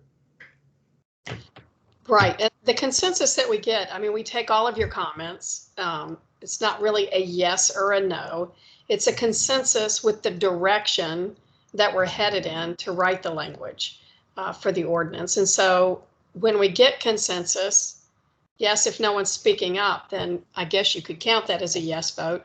But we take all comments into consideration. And once we've exhausted the comments, talked about the comments, and we move on and there's no additional comments, then that's a consensus of our group that we're at least ready to move on with these proposed changes. Does that make sense? It does make sense, but for example, with the stair step, I thought that was actually an innovative idea to kind of live up to what the rules were. So if you had posed a question, yes or no, directly on that, I would have said, yeah, that's a great idea. I think that is something we should consider. The same when it came with the screening for a dumpster that is unvisible from the street. I thought that was also something that was actually a very good idea. It wasn't something I really wanted to feel. I felt obligated to really take a strong side on, but if it was a yes or no, that's the sides I would have been on. Madam Chair, Sonny Yes. Go ahead, Sonny. yeah, just to remind you all that we are not making the ordinance here. As Lisa said, we're kind of giving direction, and then all this goes back to legal, and it goes back to our technical advisory group to make sure that, you know, it's even doable. So we've come up with several ideas that we've taken to technical advisory, only to be told, you know, that's not really feasible. You need to look at this other way. So I want you to understand, none of this is happening in a vacuum. And again, we are not making an ordinance. We are an advisory committee that's trying to implement the research that has already been done. So again, as Lisa said, you know, staff is going back and taking everyone's comments in mind. But as an example, again, the article that you got this morning was something that we really hadn't considered, which was commercial properties turning into residential. The articles happen to be about New York, but based on what's happening currently in our economy, you know, we're looking at writing ordinances for the next 10 to 20 years, and we're trying to look forward. And so at the same time, again, this committee decided that all residential needs to be protected. And so I think we're forming everything that we're looking at from the perspective of residential, our residences and townhomes and mid-rises being protected. And so that's the very, very idea. But yeah, we appreciate everyone's commentary because it does help. It does open up new avenues of discussion and research. So again, but we're not taking a vote. This is not a yay or nay thing, because we're leaving that to our legal experts and our staff and our TAG committee to finalize language. So that's just, again, apologies, but yeah, it is not going to be a vote. It's going to be a consensus and a direction, as Lisa said. Thank you, Sonny. Okay. I don't see any other, whoop, right as I say it, someone's hand went up. Sean Massick. Yeah, Sean. Yeah. I was waiting, I guess, to catch off guard. Option number 2, when you say garages adjacent to street, are you referring to only streets that have residential across the street from the garage? Existing residential, single family, or is it all streets? I'm just wondering if there's a clarification needed. It's streets or residential, correct, Savita? All streets and residential, abutting residential. Right. Yeah, all streets or like, just all streets that have residential on the other side of it. I understand the abutting residential. I'm trying to understand the street part, and it's not up on the screen right now, so I can't reread it, but. Yeah, it's all streets. Okay, so even if it's commercial, office, whatever, across the street. That's correct. Okay. Yeah.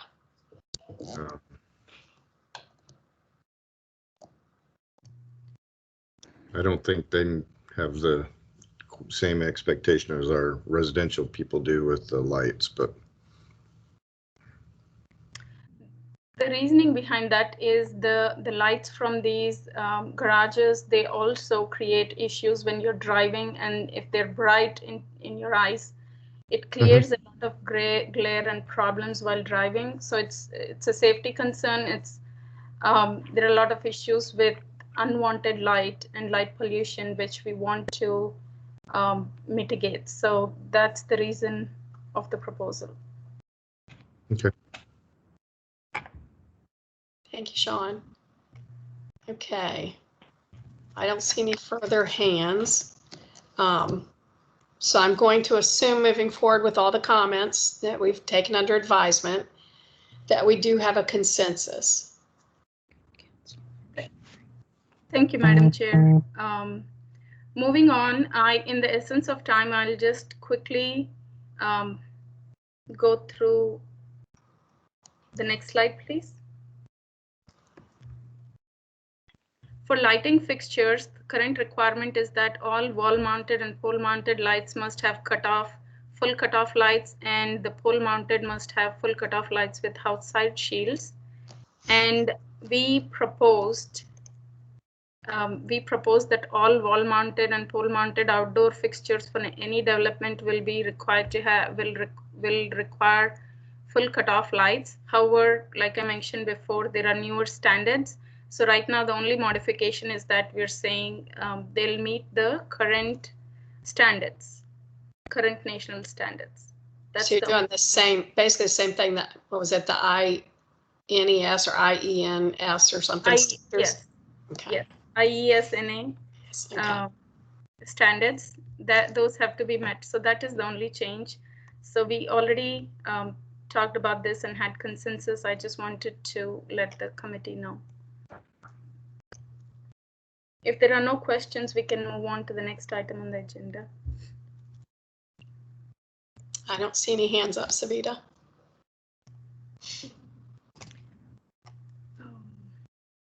Okay. Let's move forward.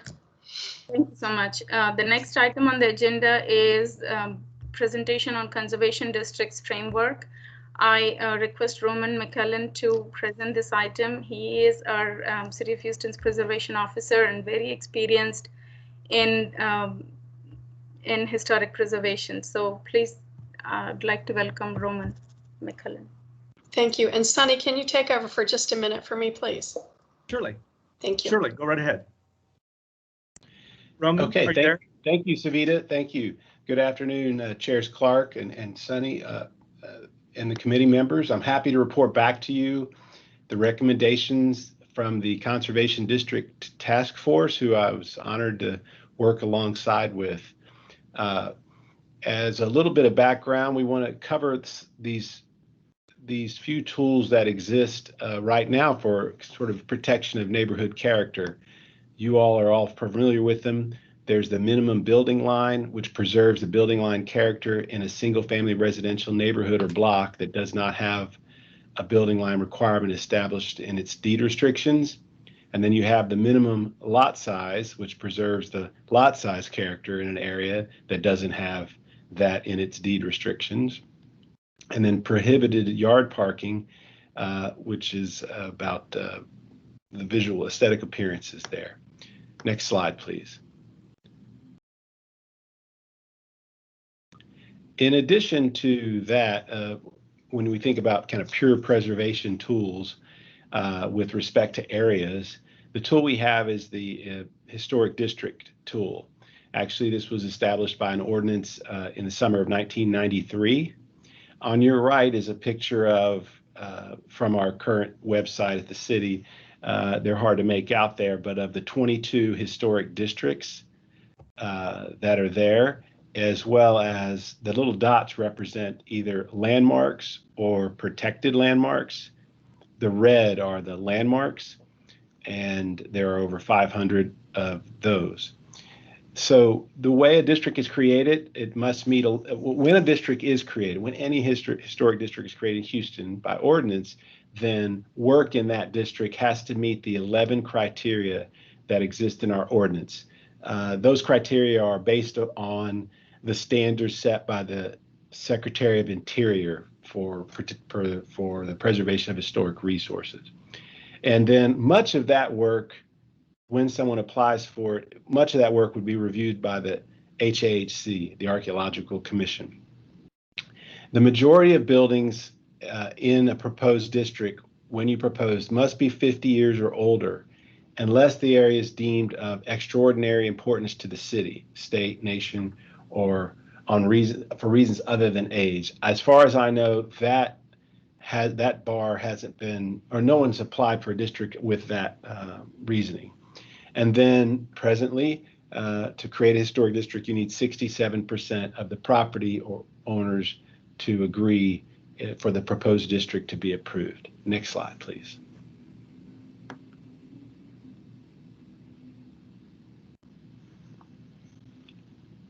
So where did the idea from conservation districts come from? First, let me just state that the task force, the Conservation District Task Force, does recommend to the Livable Places Action Committee that the city establish a framework for creating conservation districts in our city. And the reasoning generally is that there are neighborhoods that would benefit from certain aspects of historic preservation that will lack the ability to garner the support for historic districts due to the restrictions that come with them.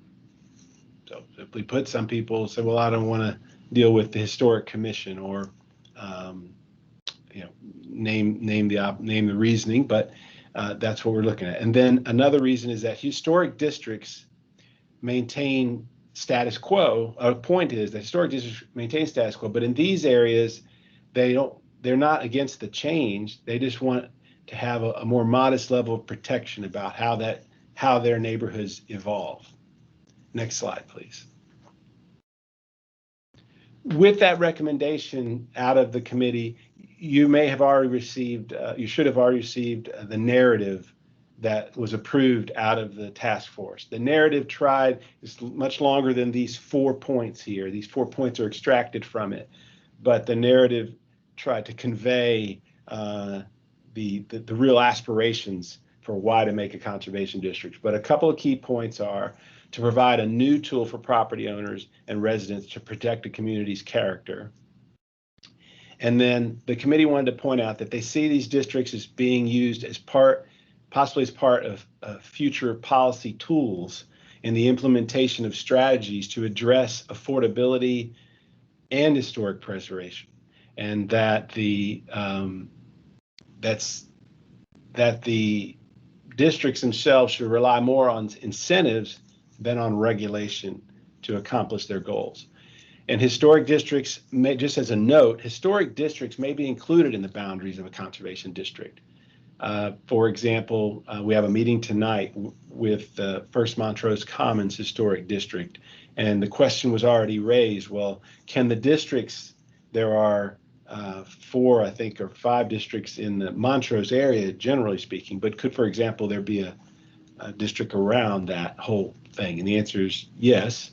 But a district could also be, according to the committee, a very small number of properties. We didn't actually put a lower limit on it. One could imagine a significant cemetery and a few properties right around it that the neighborhood wants to protect. The important part is that conservation districts will be tailor-made solutions to the preservation challenges as seen by the residents who seek to establish the districts.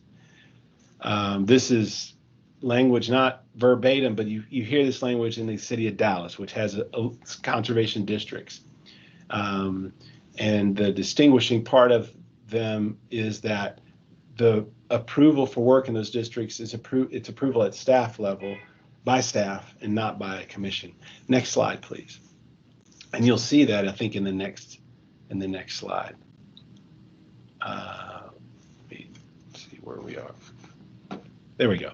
So how would you make one? This is a flow or a diagram or flow chart to that isn't different in any way from how a historic district is created, at least in the flow. So let's start on the upper left. Someone might submit an application to the city of Houston. The application might include a map, probably, right, and significance of the area. And if you look back at that narrative, the significance could be a very wide variety of reasons. The city reviews the application, and assuming it meets the criteria for being a complete application, for example, then the city would hold a public meeting.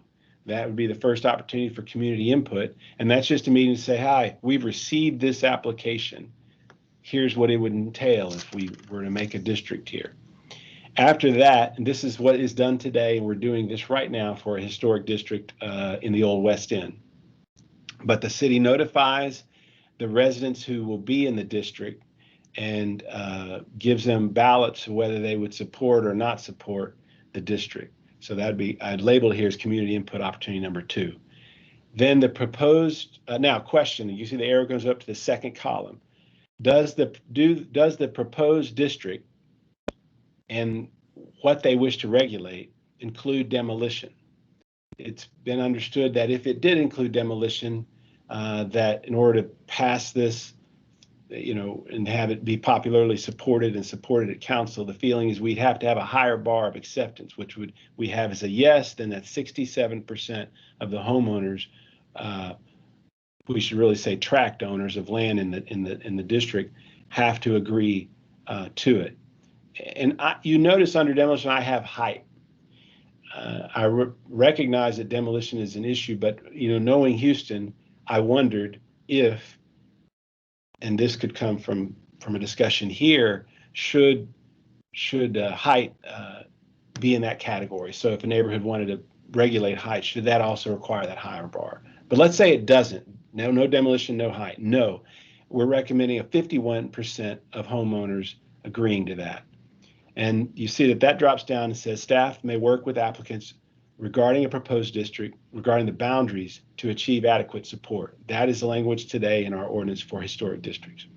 Going up the third column, if the approval percentage is met, then the next opportunity for community input, opportunity number 3, the Houston Archaeological and Historical Commission would hold a public hearing and of course inform the public. Right now by ordinance, we inform them with notices in the air, with signs in the area, newspaper article, a newspaper ad, and mailed notice.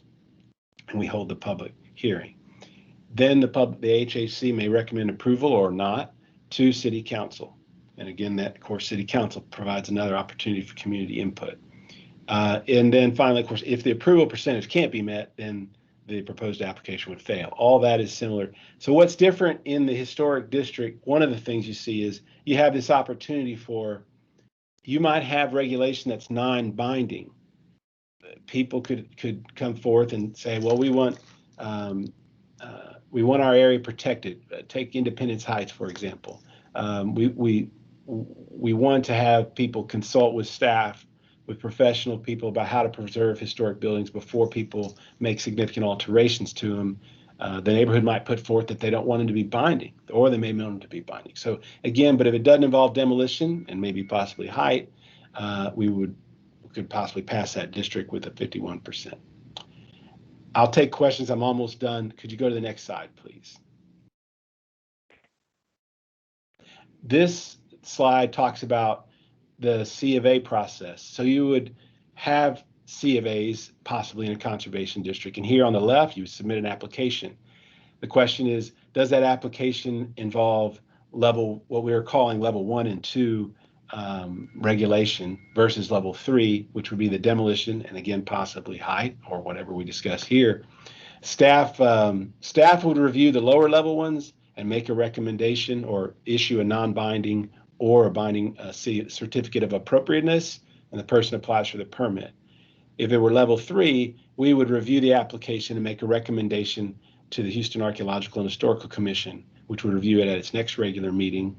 And if the applicant can either, if it's approved, apply for their building permit. If not, permit. And then if not, they may revise their plans and come back to us or submit for an appeal in the same way that is done today with the Houston Archaeological Commission. Those appeals happen fairly regularly, and the decisions vary, whether they uphold the lower decision of the HAC or whether they have a different approval. And I believe that's the last slide. If the next slide is question mark. This is the recommendation. Again, I want to say thank you to the Conservation District Task Force members for your hard work on this, and I'll take any questions. Roman, let me interrupt you for 1 second. I just need to say that I'm back online for the record. I appreciate it, and thank you for your presentation. So we'll follow with questions. I see a hand. Mike Disberger. Mike? Hi, I've actually listened in on some of the meetings. Personally, I'm in favor of a conservation district. The problem is just how to make it work.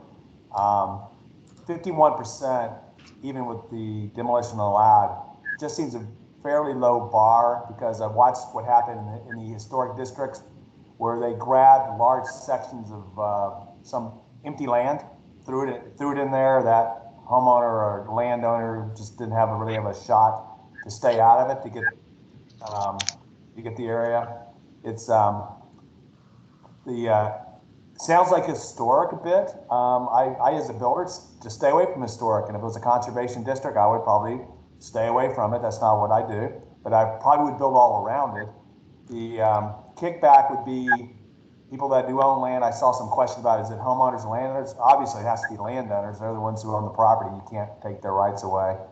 But I guess there's not enough detail on what you're trying to protect, because if you keep this area and say we're not going to tear down some old homes or something, but yet all around it there's no districts, they're going to have the nice, more expensive homes, and all of a sudden inside this district the land values will not increase because no one can build there. I think in the historic districts, I think you see some of that where land kind of stays at that price. Again, I'm in favor of this. I've been racking my head. How do you make this work? Because you have to have a big area. It cannot be 1 or 2 lots or even a block base. I think you're looking at maybe the committee came up with this, probably looking at a large area. Wouldn't you say that you're going to have a large area so it really means something to conserve this area? That's all. I think there's a lot of stuff in the details, but I really think the 51 is probably a low bar.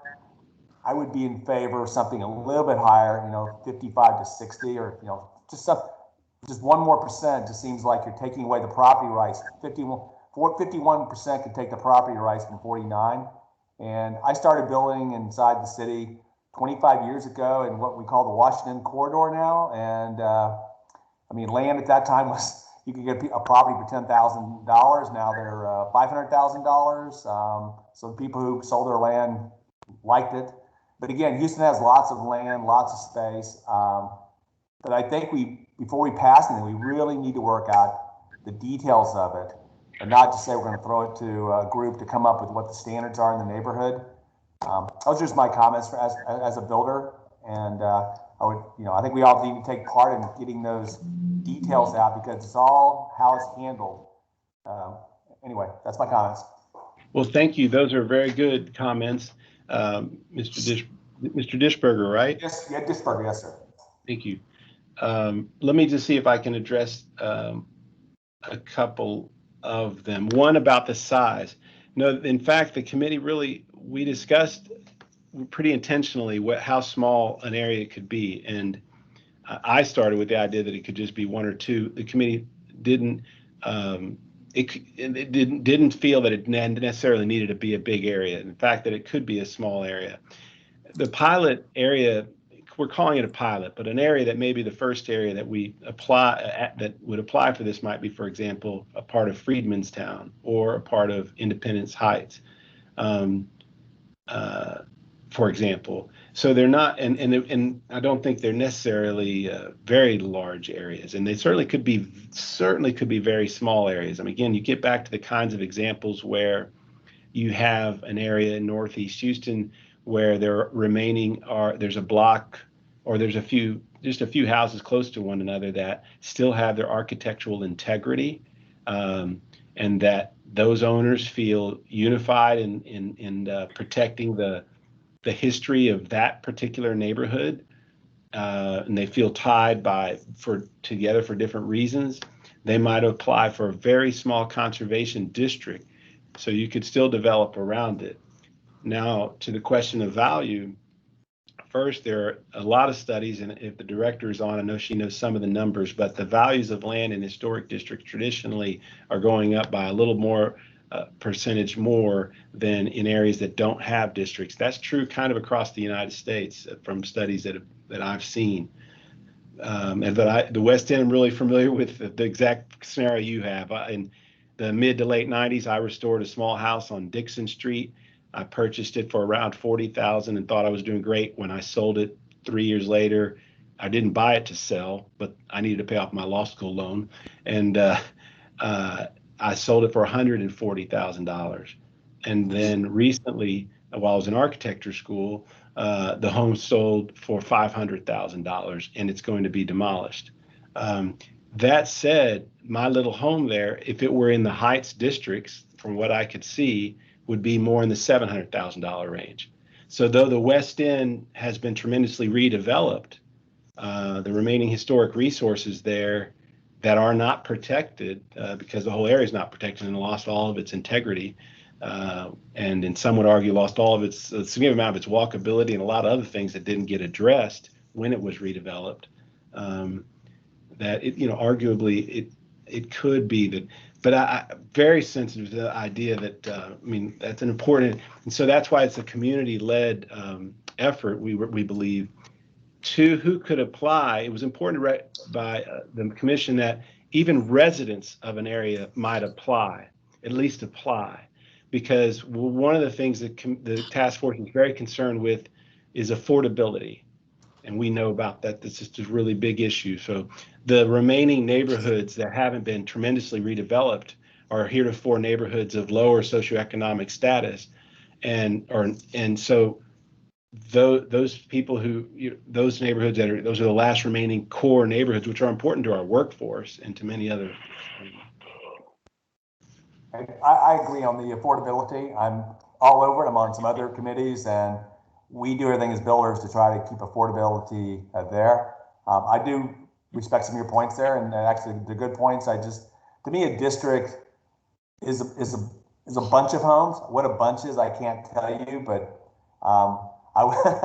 because honestly, if someone has one home and wants to make a single district with one home, they can keep their home and not sell it and fix it up and do whatever. So so if you're trying to make an area a district, I just think you need to have more. And what that number is, the committee here can decide what that number is. I'm sure there'll have to be some minimum on that. That's all it's getting at. Look, there's lots of land in Houston, Texas. So we're not like some other cities, we're landlocked. So as builders, we all choose where we're going to go or not go. And if someone has a district, we have some builders that'll build in that district and follow the guidelines that are there. So I definitely support it. It's the details and how it's done, because it all gets down what's on page 10, what they're requiring. Historic districts are pretty difficult to build in. I sense this will not be as hard to build in. That's my sense of what you just said. So anyway, but good work. Y'all been working on it for about 6 or 7 months. This is got along pretty well here. Thank you. Thank you, Mr. Dishberg. Thanks, Mike. I don't see any other committee members' hands up. Staff, do you see any other hands up for committee? This is Zion's hand just went up. Yes, Zion.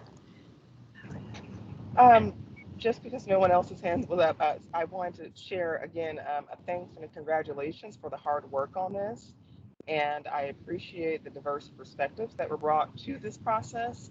For those who don't know, I'm the Executive Director of Houston Freedmanstown Conservancy, and this will go a great way to helping us with many of the historic problems that the neighborhood has suffered from, and give us tools to do something unique and different to preserve the character and to regulate things as we go forward. We want to development and affordable housing and additional single-family homes, and this gives us additional tools in the toolkit to work with developers in doing this the right way. And so thank you all for your effort. I'm incredibly proud of the fact that we got to this point. So I just really appreciate it and want to share that appreciation with everyone. Thank you, Zion. Appreciate that. They have done great work in the committee. Let's see, Megan Siegler. Yes, I have a question about regarding the residents are allowed to do applications. Can you just touch a little more on what that meant and what the role would be in preparing the application, but the homeowner would still have to sign? We'd have to work out the details, but the point being made in the application process, just that in some areas, there's people who haven't had a voice. So we need to be cognizant of that. And it doesn't mean, obviously you can't take someone's property. This is still going to be Texas. So, it's just that in the application process, we want to, when the ordinance is drafted, if there's a way to accommodate an effort for only an application. So again, you're going to have some requirement of buy-in. So maybe, Freedmanstown might be a good example. From what I know of the history, at one time there were a few owners of the whole area, but and it was all rental property. That Freedmanstown district, if any of you aren't aware, there were originally over 500 historic buildings in Freedmanstown, over 500. And it was established as a National Registered District by an application from Dwayne Jones, the current executive director for the Galveston Historical Foundation. in the 80s. Today, I don't know the number, it's 30 or less original historic buildings, so over 500 historic properties that were eligible. And then you think of the loss of the tax credits. You know, it's when you have a National Register district, you which we still have. So there's some benefit there financially. But anyway, I think that that's the reason we were thinking about why it would be important to recognize the residents.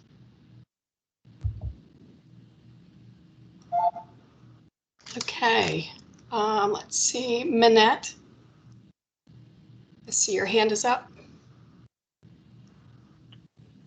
Good afternoon. Can you hear me? Yes, we can. Thank you. Okay. Thank you for the opportunity to speak.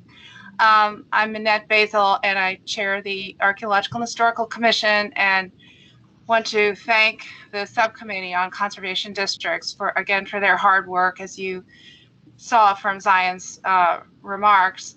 And this is a topic that's come up multiple times by a number of commissioners over the last few years, to be used as a tool to protect areas such as Freemanstown that are losing their character and their historic resources. But the neighborhood wants to maintain its sense of character, its sense of place, its sense of importance in terms of historic memory, its scale, its massing. And this tool can help do that.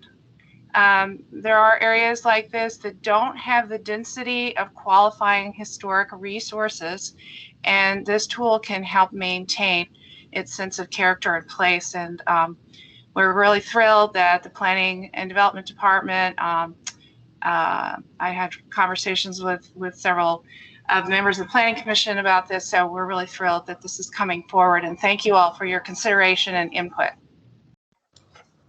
Thank you so much, Minette. I agree with everything you said. I think everyone's done a great job on this committee. Roman's worked hard, staff has worked hard, and we appreciate everything that everyone's done to bring this forward. Let's see, Dr. Stevens, I see your hand is up.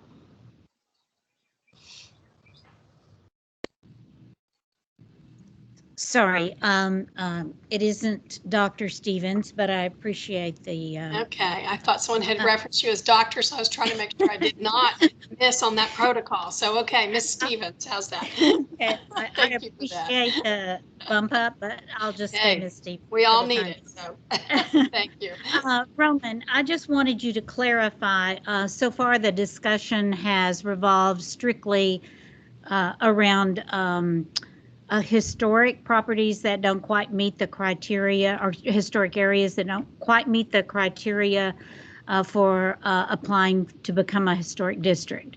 However, having sat in on all of the conservation district meetings, I recall that there are a number of other criteria that a community can use to gain or to apply for a conservation district status. Can you expound on that a bit, please?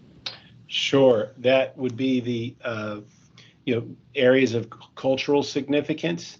So if we have, like I think in certain areas you have the cluster of museums. So there's and old properties mixed in there. So it could be cultural significance. It could be an area that is significant due to for historical reasons or archaeological reasons or cultural significance or community pride or civic pride. These are actually also in the historic district criteria. The narrative has the full list, which I can't put my finger on quickly enough, efficiently enough, but the narrative gives lists out those reasons. But it leaves it to the people of a neighborhood. And again, go back to the size, it could be a small number of people. It could be because, a lot of the areas that I'm hearing about where someone talked to me today about Frenchtown that I didn't know existed in 5th Ward. I pride myself on knowing Houston pretty darn well. I grew up here, only left for a little while, but I didn't know about that. And so that, sometimes an area like that has this, what's unifying it can be a very small area. In Denton, Texas, there was an African-American community called Quakertown. Something to do with the fact that the Quakers had assisted people on the Underground Railroad. But the Quakertown is just a little spot in downtown Denton that in the 50s or 60s, eminent domain was used to take all that land away from the people there, push them out to the east side of town on the other side of the tracks, literally. And then the city took it and made a park there. But it's a small area. It's one rather large block. I guess today we'd say it'd be about the equivalent of 2 city blocks right here downtown. Not very big, but if you look at a Sanborn map, that area, when you have small houses, that's a whole lot of houses, on that site. I don't remember the exact number, but it was a lot, including barbershops and stores and everything, because that neighborhood that was their community. That was the community, and all of their business was done in that neighborhood. So it could be all of those things, Ms. Stevens. It could be for all of those different variety of reasons. We've kept that. And again, I can't put my finger, but if you could pull up your narrative, you'll see the list of the reasons. Or the criteria is a better way to say it. The criteria that are acceptable for the establishment of a district. Okay, thank you. Wonderful. I do not see any additional hands from committee members. Are there any additional questions or comments from committee members? Okay. So Roman, do you have anything else to add? I don't.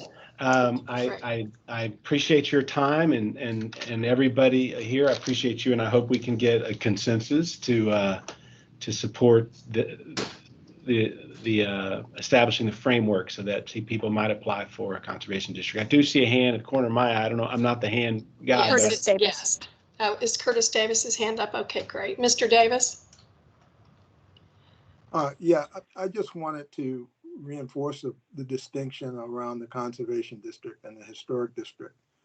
And the one of the values of the conservation district is that it is a tool to help recognize value in the city that goes beyond just the monetary component of the value, that the cultural and social fabric of the city needs to also be understood and recognized. And I won't go into the whole history, and we don't need to go into all the politics of the city in terms of locational politics and whatnot. But I think the conservation districts provide a tool to help us better understand value in the city beyond the economic component of value, which is clearly a significant part of it. But the city is more than an element of transactions. So I'm very much pleased that we were able to come to this consensus and understanding about conservation districts. And as we can begin to help residents better understand it, as well as property owners, we can have a more valuable city in the broad dimensions of value. Thank you, Mr. Davis. Those are very nice comments.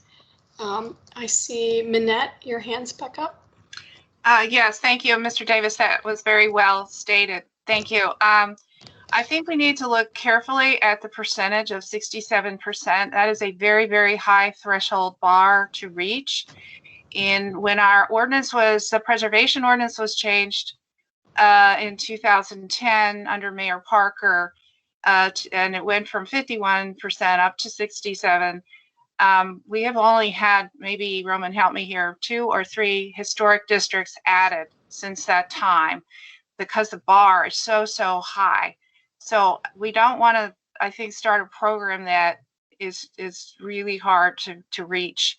So I think that percentage level needs to be looked at carefully. Thank you. That does raise a question for me, Chair. I mean, that now I do have something I can go and loop it. That ties us back to the question that we had on this, that was sort of raised there. We have the 67% when the neighborhood is protecting against demolition. And I mentioned, should that also include regulation of height? And then we don't have, that's where we have the 50. So we do have the lower bar for what I think could be a lot of the districts. It is hard though, because I'm concerned. I mean, I think I could see someone building these districts around a few significant structures where the neighborhood wants to save them, but maybe the owner doesn't. The owner just wants to sell for land value, an old church or something. And I mean, we have old churches now that are owned by just, they're not owned by churches, right? So the question I might, Madam Chair, the question sort of height or demolition for that matter. These does it seem appropriate to have 2 levels, which 2 levels a percentage of buy-in? Is that a good idea? And if so, should it be demolition and height? Did any thoughts on that? I know y'all will take it up. I don't know if the discussion ends here or not, but would like to hear. No, I mean, I think that this would probably be a discussion that goes to legal as well. We certainly don't want to set the bar so low that we take people's property, that we make it easy for a property taking. Mm-hmm. So I think that that's a great discussion that we need to have with legal. Mm-hmm. That's my opinion. I know the director's still on the line. Director Wallace-Brown, do you have any additional comments on that? I think that's the direction we should go. No, I think that's an excellent direction. I think that we'll need to work through a lot of these questions, but I think the best way to do it is to actually, through some drafting of the language and seeing the holes and seeing the overlaps and then seeing where we might want to come back to the committee for additional conversation. But let's get a good start moving on this. There are 2 neighborhoods that have been asking us for this for a long time. There's actually more that have been asking for it. And I think moving forward, assuming we've got your concurrence, moving forward at a relatively fast pace on this would be good. Thank you. I appreciate your comments. I believe you guys in the committee, please correct me if I'm wrong, but I believe we have a consensus with the understanding, as we just talked, that a few of these issues will be addressed working with legal and working through the process of drafting the ordinance. So unless I have anyone that is totally against it, let's see, Megan Siegler, I see your hand was raised. Megan. Megan, sorry. There you I go. have a question regarding what the consensus you're asking for right now. Is it 67% that we're? No, it's to move forward as it was presented with the understanding that we were going to work through the 2 different percentages. That's a legal question that I don't think we should sit here as a committee and guess at. I think it is something that we should run through legal. And so that and a few other things that have been brought up will be considered in the drafting. And that draft, and Roman and Director, please correct me if I'm wrong, but that draft would then be run back by the committee. Is that correct, Roman? I mean, if we change percentages, we would have to bring that back and discuss it, in my opinion. Yeah, I would. Director So Brown. let me, yeah, I think so. I think we'll come back to the committee regardless. I think so too. I just didn't want to overstep my bounds. No, we'll be coming back to the committee once we get some more language on paper. It's still a very, fuzzy idea. Yeah, it's just raw material. Raw. Very good way to look at it. And so the moment once we start getting some flesh on these bones, we'll need to come back with you maybe once, twice or so before it actually would end up at council. Absolutely. Right. Very good. Thank you. Luis Fajardo, I see your hand has been raised. Hi, thank you. Hi, everyone. It's good presentation. I'm really curious to kind of see more of the details. I think this is a very noble effort, especially around demolitions. I think that there could be a lot more done in this city in general ahead of time to be able to preempt some of those things and be able to know how we might preserve more affordable housing stock. I have some questions around how the how the task force has grappled with the topic of affordability, given the number of studies, Roman, that you've cited, that we typically in historic preservation districts, you tend to see a rise in property values. And so how are we going to grapple with affordability? And on that topic and on that front, there's also, we have possibly competing goals in the city as how we grow. And I think the mayor has touted growing up and not out. And so I think the geographic location of once you start accumulating conservation districts, in addition to deed restrictions and in addition to minimum lot sizes, can really start to impair the supply of land for future Houstonians as we're growing to be a region of 10 million residents by 2050. How are we going to accommodate with that growth? And how are we going to have and deal with that growth? And is it going to be growth that is occurring in areas where it's transit rich and where people have multiple modes of transit and transportation to get around?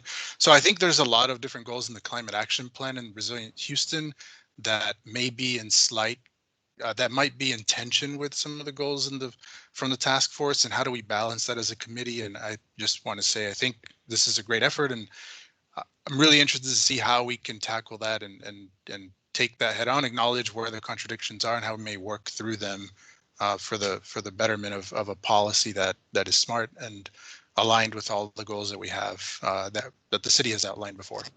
So thanks to all. Thank you so much. Co-Chair Garza? Yes, thank you, Madam Chair. Just a point about demolition. Freedmanstown was brought up earlier in the discussion today. And again, because the historical ordinance at that time allowed for demolition after, I believe, 90 days, we lost all of Freedmanstown architecture. And so I think that we need to take a really good, hard look at preventing demolition. I mean, again, this is not my bailiwick, but the whole idea of keeping the integrity of a neighborhood very often is through its architecture. So I think we need to take a good, long, hard look at allowing demolition in a conservation district, because again, when you lose that architecture, very often, not only do you lose that feel of the neighborhood, but you also lose the opportunity to have local housing at a reasonable rate. If I was a developer, I was not going to be building, I'm going to maximize my revenue on housing. So I think we need to take a good hard look at demolition being allowed in these conservation districts. Thank you. May I add something to that and to partially answer Luis's questions also? Absolutely. This committee as a whole is specifically oriented towards the build up, not out concept. But building up, not out does not necessarily mean that we need high rises in every corner of Houston. What we expect and what we believe is valuable to Houston is that we have a variety of housing types that are available to Houstonians across all price points, across all ages, across all styles and development patterns. And one of the things that these conservation districts might do is it would allow for neighborhoods, as I think Chair Basil had said a few moments ago, that don't necessarily have the rich architectural history in place, but still have a personality. And just by maintaining that personality, particularly if they are older structures, we might be preserving more affordable housing that is already built. First of all, the greenest building is one that is already built. And so that does not conflict at all with the climate action plan, but it does address, the naturally occurring affordable housing that can be found throughout our community. And I think as this committee unfolds more and more work we're talking about accessory dwelling units, garage apartments, and so forth. And so maybe when in a conservation district, garage apartments are encouraged because that can bring in a different price point of housing. So I don't see these as being contradictory or competitive in any way. I see my goal from the planning department's perspective is for this committee to be looking at any number of ways to provide a larger variety of homes that are available to Houstonians so that we have home styles that fit Houstonians' needs. Thank you. Thank you. That's a really good clarification of what we're doing. Are there any additional comments from the committee? Okay, well, I am going to assume that we've covered all comments and questions and that we're going to move forward with consensus and look forward for the first draft of our conservation districts. All right, Roman, I don't see any additional hands, so now you get to work even harder. So thank you for all that you're doing. I've attended several of those workshops and you guys have all done great work, from the staff to all the members, and I appreciate everyone's time and attention to these issues. They're also very important. Thank you. So, Thank you, Chair. Thank you, Madam Chair. Absolutely. Moving on to the next item, it's I would like to invite Lynn Hansen to present the homework activities. Lynn, please go ahead. Thank you, Savita. Good afternoon. Thank you, co-chairs and committee members. Today, we have two different activities available in letstalkhouston.org. First, there are two articles that have been added under the Articles tab near the bottom of the page. The articles are provided for discussions relating to the residential buffering ordinance proposed amendments. Coach Garza made reference to articles earlier in the meeting today. The two articles are those already eyeing commercial to residential conversions, published by therealdeal.com. What will happen to all the empty office buildings and hotels, written by C.J. Hughes and published by the New York Times. Also available on Houston.org is a new survey. This survey will be available by tomorrow morning. The survey provides an opportunity to review and make comments on the residential buffering ordinance proposed changes that have been discussed in the committee meeting. The survey may be completed by developers, residents, elected officials, or anyone from the public. There are 5 items to review and make comments on, including garage screening, lighting fixtures, dumpster container screening, proposed separation standards for high-rise, and proposed separation standards for mid-rise taller than 6'5" feet. Each item is presented on a separate page. To review the items, make comments, and to continue to the next item. The current items are also included along with the same. The survey will remain open 14th. So I urge you to log on to Houston.org and complete the survey. And please share the survey using Facebook, Twitter, LinkedIn, or the email buttons that are provided for you. Thank you. And if there are no questions, I'd like to turn it back over to Ms. Bandy. Thank you, Lynn. I think there was some internet interruptions that we couldn't hear clearly.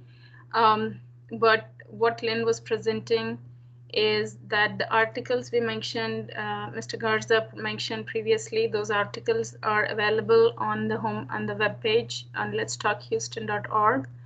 And also all of the residential buffering ordinance related amendments that we presented, they are also available in the form of a survey.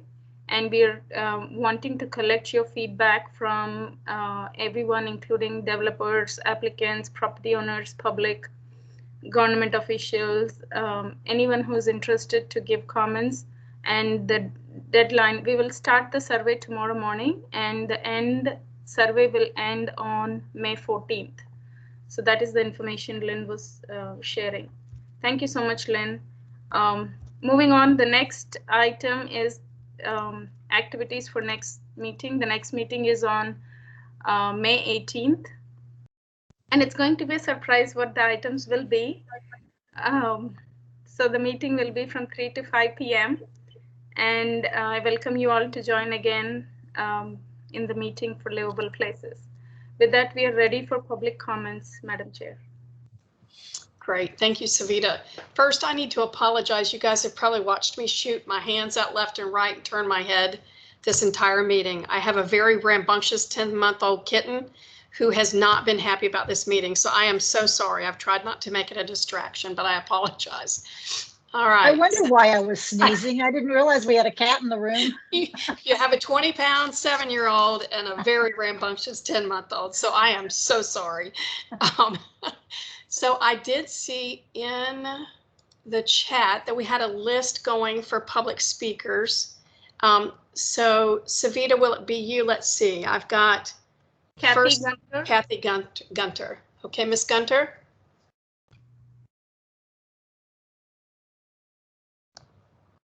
Miss Gunter, are you still with us? Okay, well, we are going to move along to Barbara McGuffey. Okay, I think I'm unmuted. Can you hear me? Yes, I can hear you now. Well, I just want to say thank you to the committee on all of this buffering. I think you all have done a really good job of representing the residents. You know, we didn't get everything we wanted, but we got a lot, and I hope that we can continue to move forward with where we are and not have anything removed. Also, one concern I did have was it's still unclear to me about the transit corridors and the major thoroughfares where they're backed up to residential properties. So I would ask that you all just make sure to go back and look at that again and make sure that I think that the way you've written the garage screening, that it will apply to the people on the back side of a block. For example, in Museum Park, San Jacinto would be the street that we would be concerned about. It's a transit corridor street, but it has residential on Caroline, which backs up to it. So if there were a building along San Jacinto, we would like to have those properties on Caroline, the single family residential properties on Caroline, protected both from garage light and from some sort of 15-foot or 30-foot buffer. Even if we could get a 15 buffer for that, it would be better than the nothing that we have now because of the transit corridor. So I would just ask that you continue to look at that. Thank you, Ms. McGuffey. We will take all of that into consideration. Thank you. Thank you so much. James Evans. Yes, hi, James Evans here, spelled E-V-A-N-S. I'm both an architect and I also do residential development, so primarily talking about the buffering ordinance here today. Certainly appreciate that we're taking another look at this. I agree that the 3,500 square foot restriction needs to go away. That was never really made a whole lot of sense.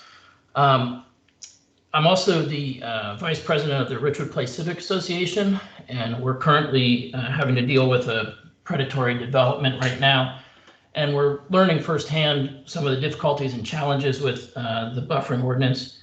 And one of the pieces that I didn't hear any real discussion about was the issues of either requiring a majority or 60% of the property line, which I don't really understand. Doesn't make much sense. It would seem that if there's a residential property adjacent, then the buffering ordinance should be enacted. And you know, in reality, if you happen to be the under the 60% or not in the majority, then your property is totally thrown under the bus by a development that could be several of hundreds of feet tall next to you. So I would question why we have that at all. It could be very simple. If you're next to a residential property, then therefore the ordinance is applicable. It would actually benefit the developers as well, because if they happen to have a property that has 70% residential adjacent to it, they could still develop the other 30% with less setbacks than proposed by the ordinance. So those are just some quick comments on the details of it, but I would also ask about enforceability, because I know we've also run into the issue where, when is this ordinance enforced and by who is it enforced? Is it during the platting process or is it during the permitting process? I would suggest that it really needs to be enforced at both points in time, because certain properties might be platted 5, 10, or 15 years in advance of actually doing a building. And so Really, it needs to be looked at, the timeline for when this buffering ordinance would be enforced, I think is an important factor to consider. Thank you.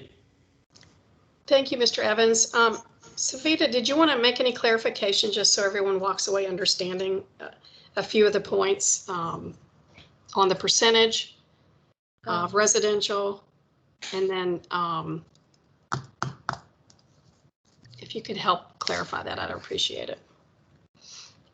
The 60% was the original ordinance where we required the 60%. Mushin, you're still on the line? Yes. So. Oh, I'm sorry. I overlooked Mushin. I'm sorry. Go ahead. So when the ordinance was created, the reason for the 60% is taking the consideration, like for example, if a development, a budding development, its property line is about 300 feet, but only like maybe 10 or 20 feet abutting single family, and then require a 30 feet or 40 feet buffer along this side of the whole property line. It may not be fair for this abutting development, and so that's why the ordinance created 60%, and we carry this same percentage, and we do see the perspective from this point. Thank you. I guess that's the real concern, is that, that assumes that you have to have a uniform setback or buffering ordinance along the entire property line. And that's really where the problem comes in, because there's no reason to say that you can't enforce a buffering ordinance along a portion of that property line. Additionally, defining what that property line is and what determines a single property line. I've discussed with Hector numerous times about how do you determine what is the extent of a property line, because you may have a faceted property or a curved property.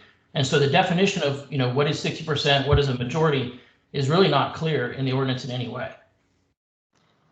Thank you, Mr. Evans. We will, all of those comments are on record, and as we proceed forward writing the ordinance, the draft ordinance, will take all of that into our thought process as we move forward. Let's see, Hannah Curry. Hi there. My name is Hannah Curry. I am a historic preservation consultant based here in Houston.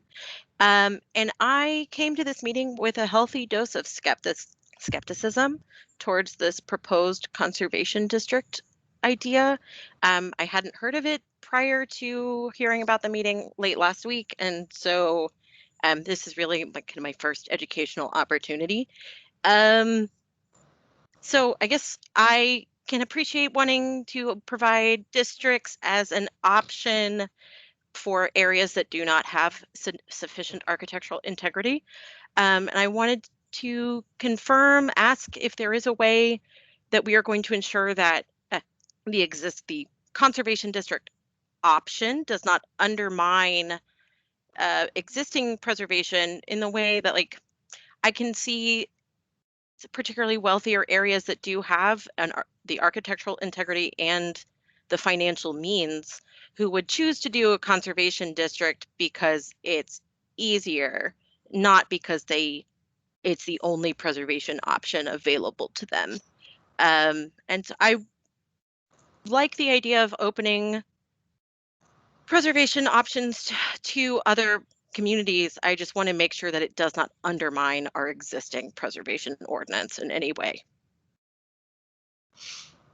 Thank you for the comment. We will take a look at that. And all of that will kind of be looked at too as it goes through legal. I mean, you have deed restrictions, you have minimum setbacks, minimum lot sizes. So, all of that will be looked at as the ordinance. Right. And I guess especially because our ordinance does require that districts have their own design guidelines where those objectives can be established. I'm really not thoroughly clear on how this benefits the city's preservation beyond allowing for more cultural districts that lack the architectural integrity currently required under the ordinance. Thank you for your comments. We appreciate it. Okay, let's see. Melissa Beeler. Hello, can everybody hear me? Yes, we can. Thank you. Okay, great. So I just wanted to point out I have kind of several comments, but I totally agree with the comments before around balancing developer interests with other values in our city, and that being kind of the main purpose or goal around the conservation district idea. I also want to acknowledge and appreciate those who've been participating in the focus groups. I think that some of those, at least, were incomplete communities areas. I'm not quite sure, but if that could be updated on the website, that would be really helpful, so I could know where those were in different neighborhoods and which neighborhoods had that kind of outreach. And if there's any meeting summaries or write-ups about those focus groups, that would be also really helpful for me to catch up on this idea. I wanted to echo Luis Horado's ideas on not contradicting ourselves when we're developing this tool, thinking about Resilient Houston as a way to guide our development, thinking, also as a director, Margaret Wallace Brown, pointed out, we're trying to build up, not out, but we also have other tools of affordability that we are trying to address. So I want to make sure that this is being developed in tandem with some of those things that we talked about. The recommendation, draft recommendation one-pager mentioned that the standards and incentives may include things like FAR, minimum lot size, setbacks, height, incentives, and all of these are things that we also would want to consider in density bonuses to encourage missing middle housing types in neighborhoods. So I want us to be really specific and deliberate and intentional as to how this policy or this framework that we're going to develop will address affordability, and thinking about those other tools that we have in our toolkit so that they do not conflict with each other. And I just wanted to also echo the context sensitivity about this tool so that, I think one of the biggest issues that we faced, that in my opinion, we face with minimum lot size and building line is that someone can apply and no one's really looking to make sure that this is, a place where we're preserving minimum lot size or building line isn't located next to a TOD node, a transit stop, things like that. So I think we really need to think about the context of where this tool will apply. Lastly, I wanted to make the point, this is kind of an inside baseball idea or thought, but when it comes to— Interrupt, your 2 minutes is up. Okay. My last question really is, how would you like us to provide comments and feedback? Should we go to Let's Talk Houston, or is that a direct email? Thank you. Thank you so much. Savita, is there a link for comments on the website? Or how would you like to receive comments following these meetings from the public? Through the Let's Talk Houston, there is a comment page where public can comment and provide feedback. And I think we can have the conservation districts document also to get the feedback like we're doing for the buffering regulations, but I will need a couple of days to accomplish that. Okay. I think that's a good idea. Yeah. Thank you. And all of the focus group meetings are available. They were virtual meetings and the recordings are available on our webpage. Great. Thank you for that. I thought the meeting notes were there. So thank you for that clarification. Tanya DeBose. Yes, I want to make, first of all, thank the committee and everyone who worked so hard to make this livable places, put it to action. And as a fifth generation descendant of the people who started Independence Heights, and also as a member of the Preservation Appeals Board, I commend this group on the work that they've done. And I support this effort to try and help communities that may not have the architectural standing, but do have in cultural as well as historical assets within their communities. And I just wanted to make sure that we go on record supporting that with this new Emancipation Trail coming. it is imperative that we try to find tools and ways to be able to preserve these communities that don't have tools to help themselves preserve themselves. And so working in Independence Heights, where we have Starkweather Historic District, these types of tools will be tremendously helpful in us being able to preserve, so that people might be able to experience history and culture in its authentic environment. I also want to just speak to the fact of conflicting things. Every ordinance that we make in the city conflicts with something, and I hope that this committee and the city council and others would work together to make sure that this doesn't lose its oomph, and make sure that it protects and has and continues to keep the intent that it was established under. Thank you very much. Thank you so much, Mr. Buzz. We really appreciate all of the comments and input. Let me go back one more time and ask if Kathy Gunter is on the line. Okay, Ms. Gunter must have had to go offline. So I have no one else signed up to speak. Is there anyone else in the public that would like to make some comments?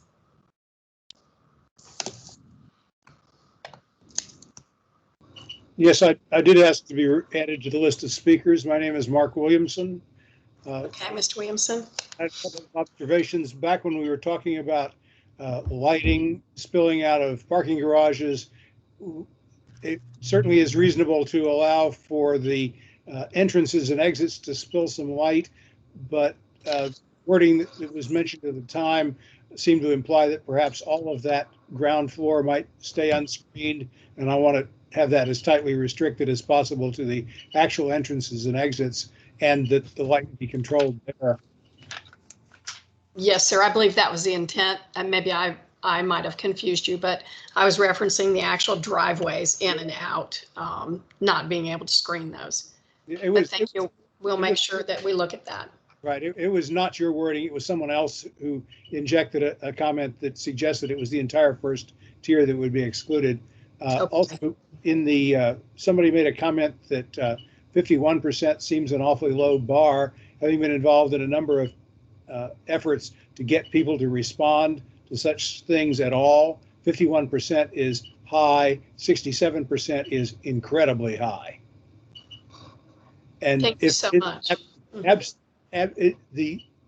Absent anybody saying no, or a significant no's, 60% versus 10% of opposition should be considered more than enough. Thank you. Thank you so much. I appreciate that. Anyone else? Okay. Well, Savita, do you have anything else that you'd like to share? Otherwise, we'll adjourn the meeting. We are ready to adjourn, Madam Chair. Thank you so much for the additional time, and I apologize for going over. Great. Thank you. Well, we had a lot of really important issues to cover, so I appreciate everyone staying on the line, and I appreciate all the hard work, and we will see you guys on May 18th. Thank you so much. Thank you, Thank Lisa. you, everyone. Thank you, Lisa. Thank you, Sunny. I appreciate it. Everyone have a great week. Thank you, You staff. too. Great job. Thank you. Bye all. Bye.